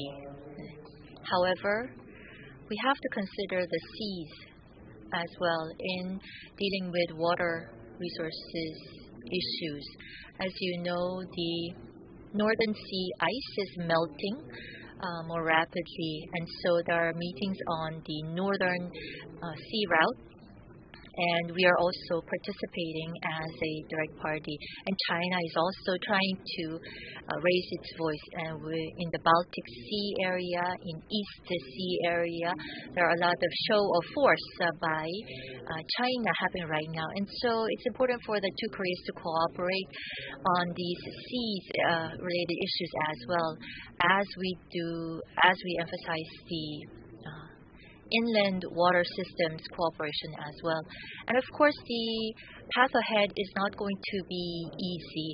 We talked about horizontal and vertical cooperation earlier, but I think this kinds of efforts will require both our emotions as well as our reasoning or rationality as well. We have to ensure that both our mind and heart are put together to lead to actual results. And so all of these things should harmonize together, vertical, horizontal, the humanities and natural sciences, policies, as well as the mind and the heart. All of this should be integrated together in our approach to inter-Korean water cooperation. And I hope that North Korea Water Society will be more successful in its endeavors in the future. With this, I will conclude my comments. Yes, thank you very much, Mr. Jung Jun-hee. Now I'd like to move on to the second panelist, Lee Kyung-hee from KEI. As you can see from the paper, she worked at the Korea Exim Bank and Korea Environment Institute.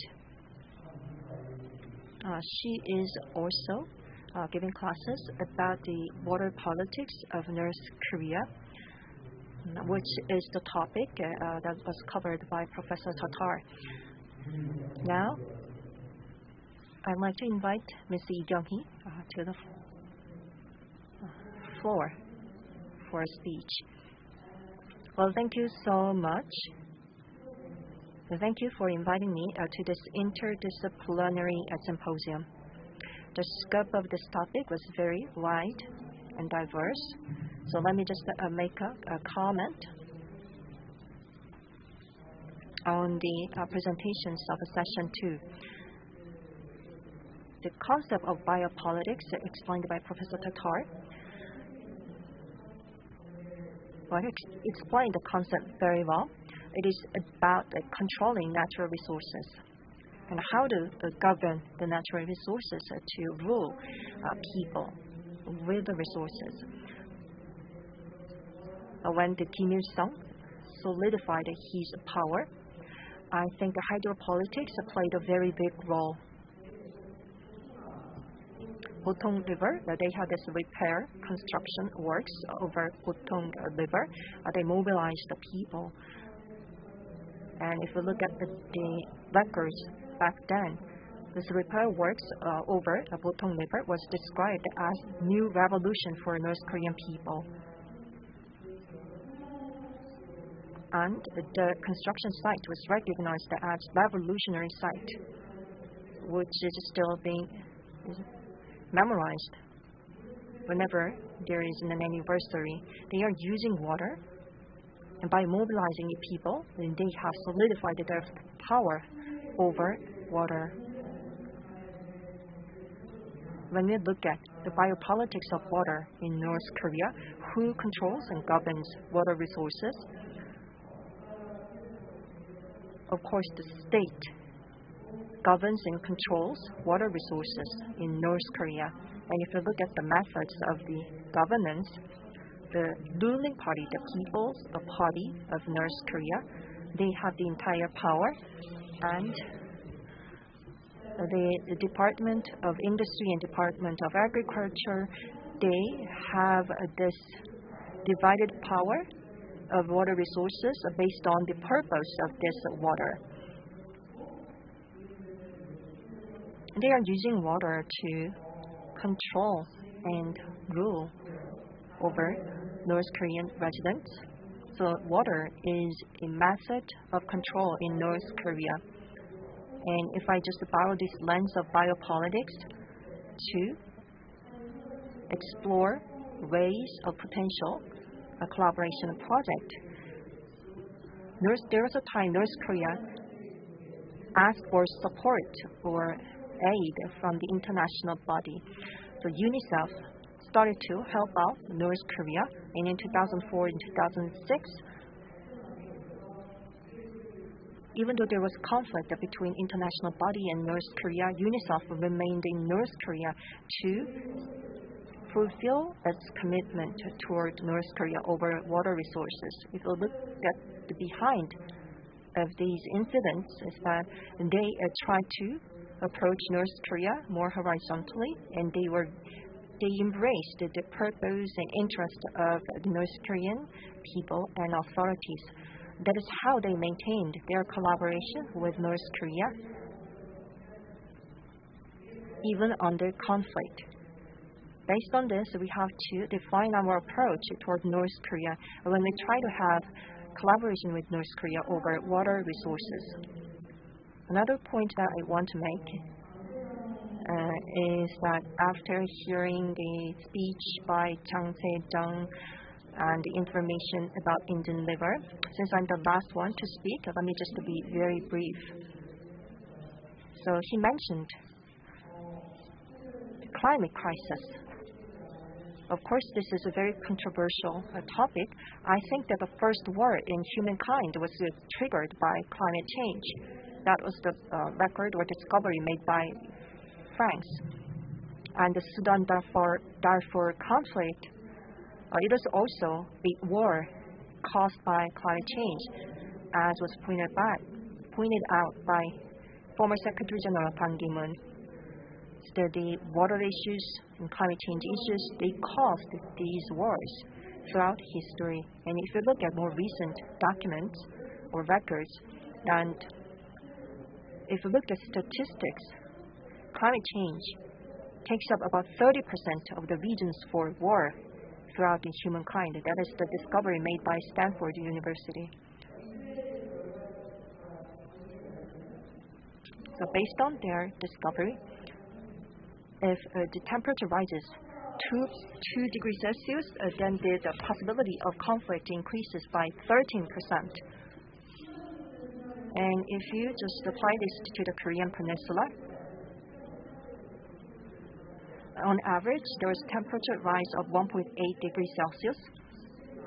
And if we reach the late 21st century, then the climate change will increase conflict by 5.6%. North Korea is a vulnerable country when it comes to water resources. So if the temperature rises 5.6 degrees Celsius, then the possibility of conflict or confrontation would increase by 40%.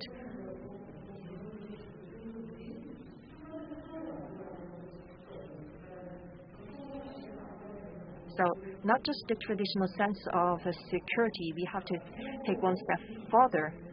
In a non-conventional way, water should be leveraged and discussed to bring peace on the Korean Peninsula. That is what I believe. Even though we haven't had a violent conflict over water up until now, but there's a high potential that we would have some violent confrontation over water resources.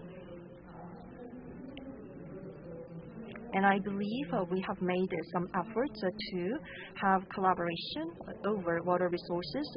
Former President Nomuyan also had some discussions over water collaboration with North Korea. After having a summit, there were a talk to provide the water resources to the vulnerable or underprivileged people in North Korea.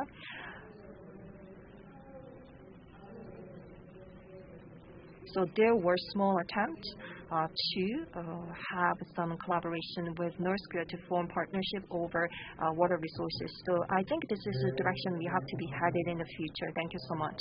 Well, thank you so much for your remark. So we have 7 minutes left. How should we proceed? Would it be better for us to give the floor to Professor Tatar first? So Professor Tatar? Just to respond to would you give us some response to the comments made by panelists? Certainly.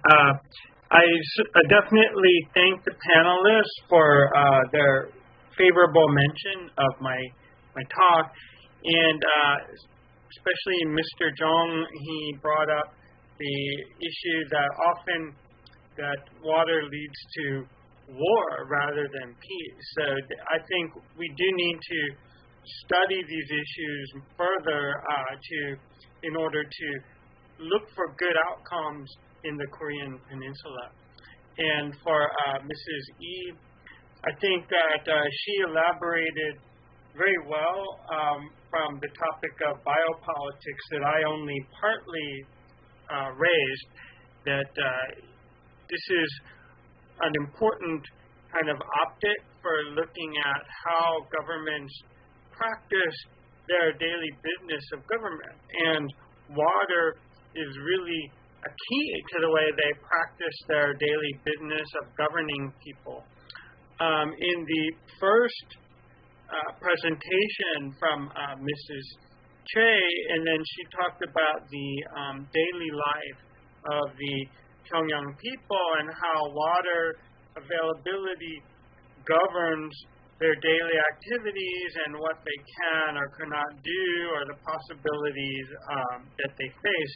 So clearly the ways that governments can benefit from providing water, but not only that, but can we arrange for them to make water more available to more people? It's a crucial issue, and I think they both brought a wider perspective. So I thank them for that. 예, 감사합니다. Yes, thank you. What about our two other presenters? Anything that you want to add? Well, if not, yes, maybe we can go on to the closing session. Now, I really learned a lot from this session too. The different principles, theories behind the origin of water, the different wisdom and understanding of water, as well as it was an opportunity for me to think about the fact that oftentimes we don't really think much about water, but there's not much good expressions about water. That water is used in a negative, with negative nuances more often than not, it seems so. So in Korean there's a saying, when the water comes in, that's when you should row the boat. And there are some neutral definitions. However, there are a lot of good definitions about it. River, on the other hand.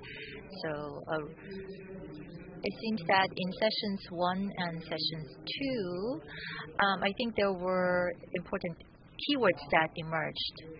Life and peace. So whether we take a natural science perspective or a humanities perspective or approach, I think the two keywords would be life and peace when it comes to water. So water is indeed a source of life and peace for humanity. And so North Korea Water Society, which is dealing with these important concepts, are playing an important role. And with that pride in mind, we'll be concluding this session. Thank you.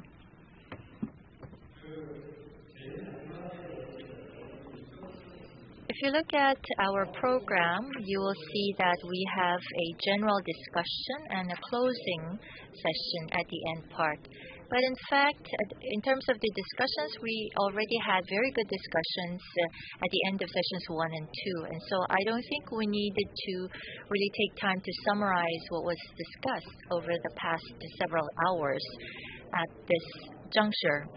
And I believe that we already had ample exchange of ideas through the 2 sessions already. So I'd like to go on to the closing. In fact, for me, this was an opportunity to learn much as well. And as Mr. Jung-jun, he has mentioned, it seems that our spectrum has been set too widely. I mean, we're just dealing with a very huge topic, and so it has both pros and cons. So the next time, in our next symposium, well, I have an engineering background, so next time around maybe we could just focus on the liberal arts perspective or approach more. And I was listening to what Mr. Jang Se-jung was presenting, and I was thinking that it would be good if we could explicate on what he was discussing during his presentation further during our next symposium. So the next time, we will make sure to find a warmer venue. It's a bit cold here. And from UNIST, we have an organizer, Dr. Choi Jin, who was instrumental in organizing this event. So on behalf of Professor Cho of UNIST, any closing remarks that you would like to share with us? So Please give a big round of applause to Dr. Che and the lady sitting next to her from UNIST. These two people were very vital in organizing this symposium. Please give a big hand. And there are other people who have worked so hard to put together this symposium. Please stand up from your seats. Thank you so much for your hard work. I'd like to conclude today's symposium here. Presentation slides and materials. I would like to have a book to be distributed to all of the participants. Thank you so much for your participation. Thank you.